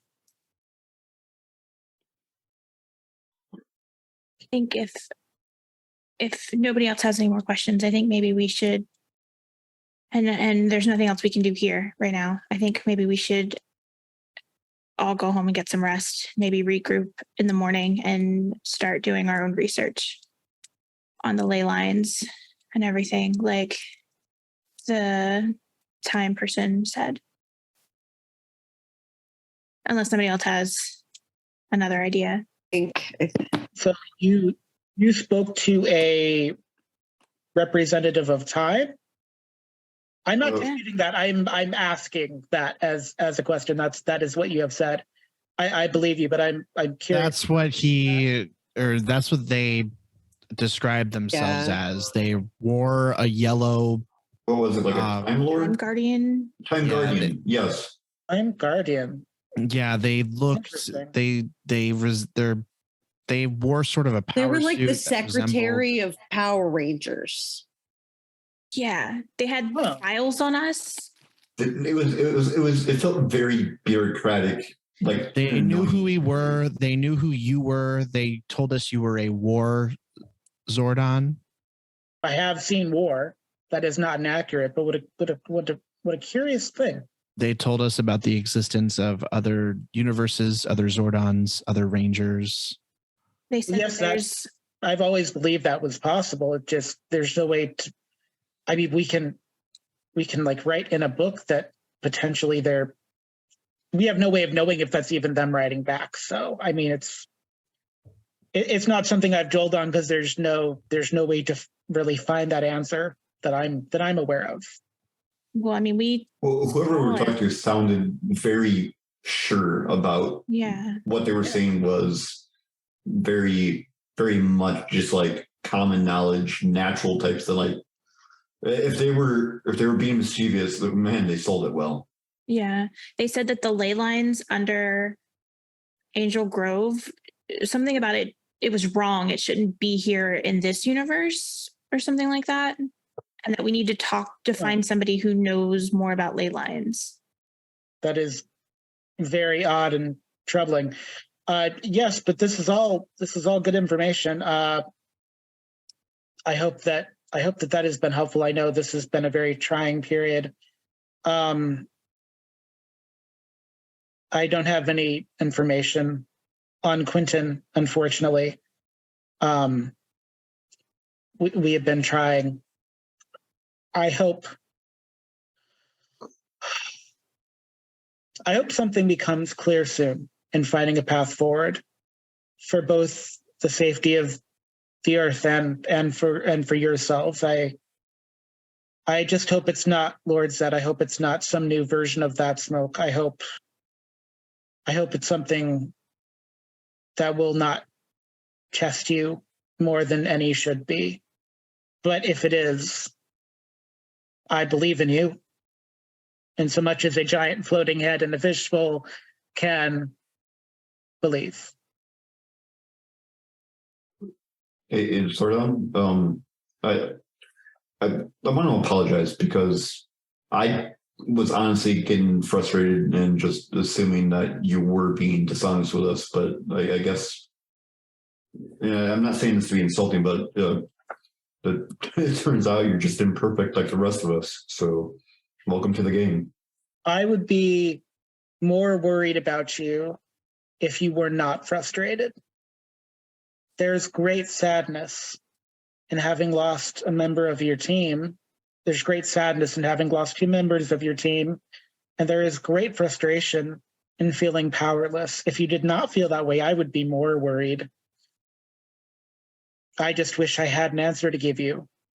And as Zordon says that, all of your phones go off at once, with Groves as an app has like this weird breaking news section that sends out to teams. And you all get this text message that says, Ernie's juice bar is closing forever in all exclamation marks. And that's where we're going to end the episode tonight. That's so sad. What?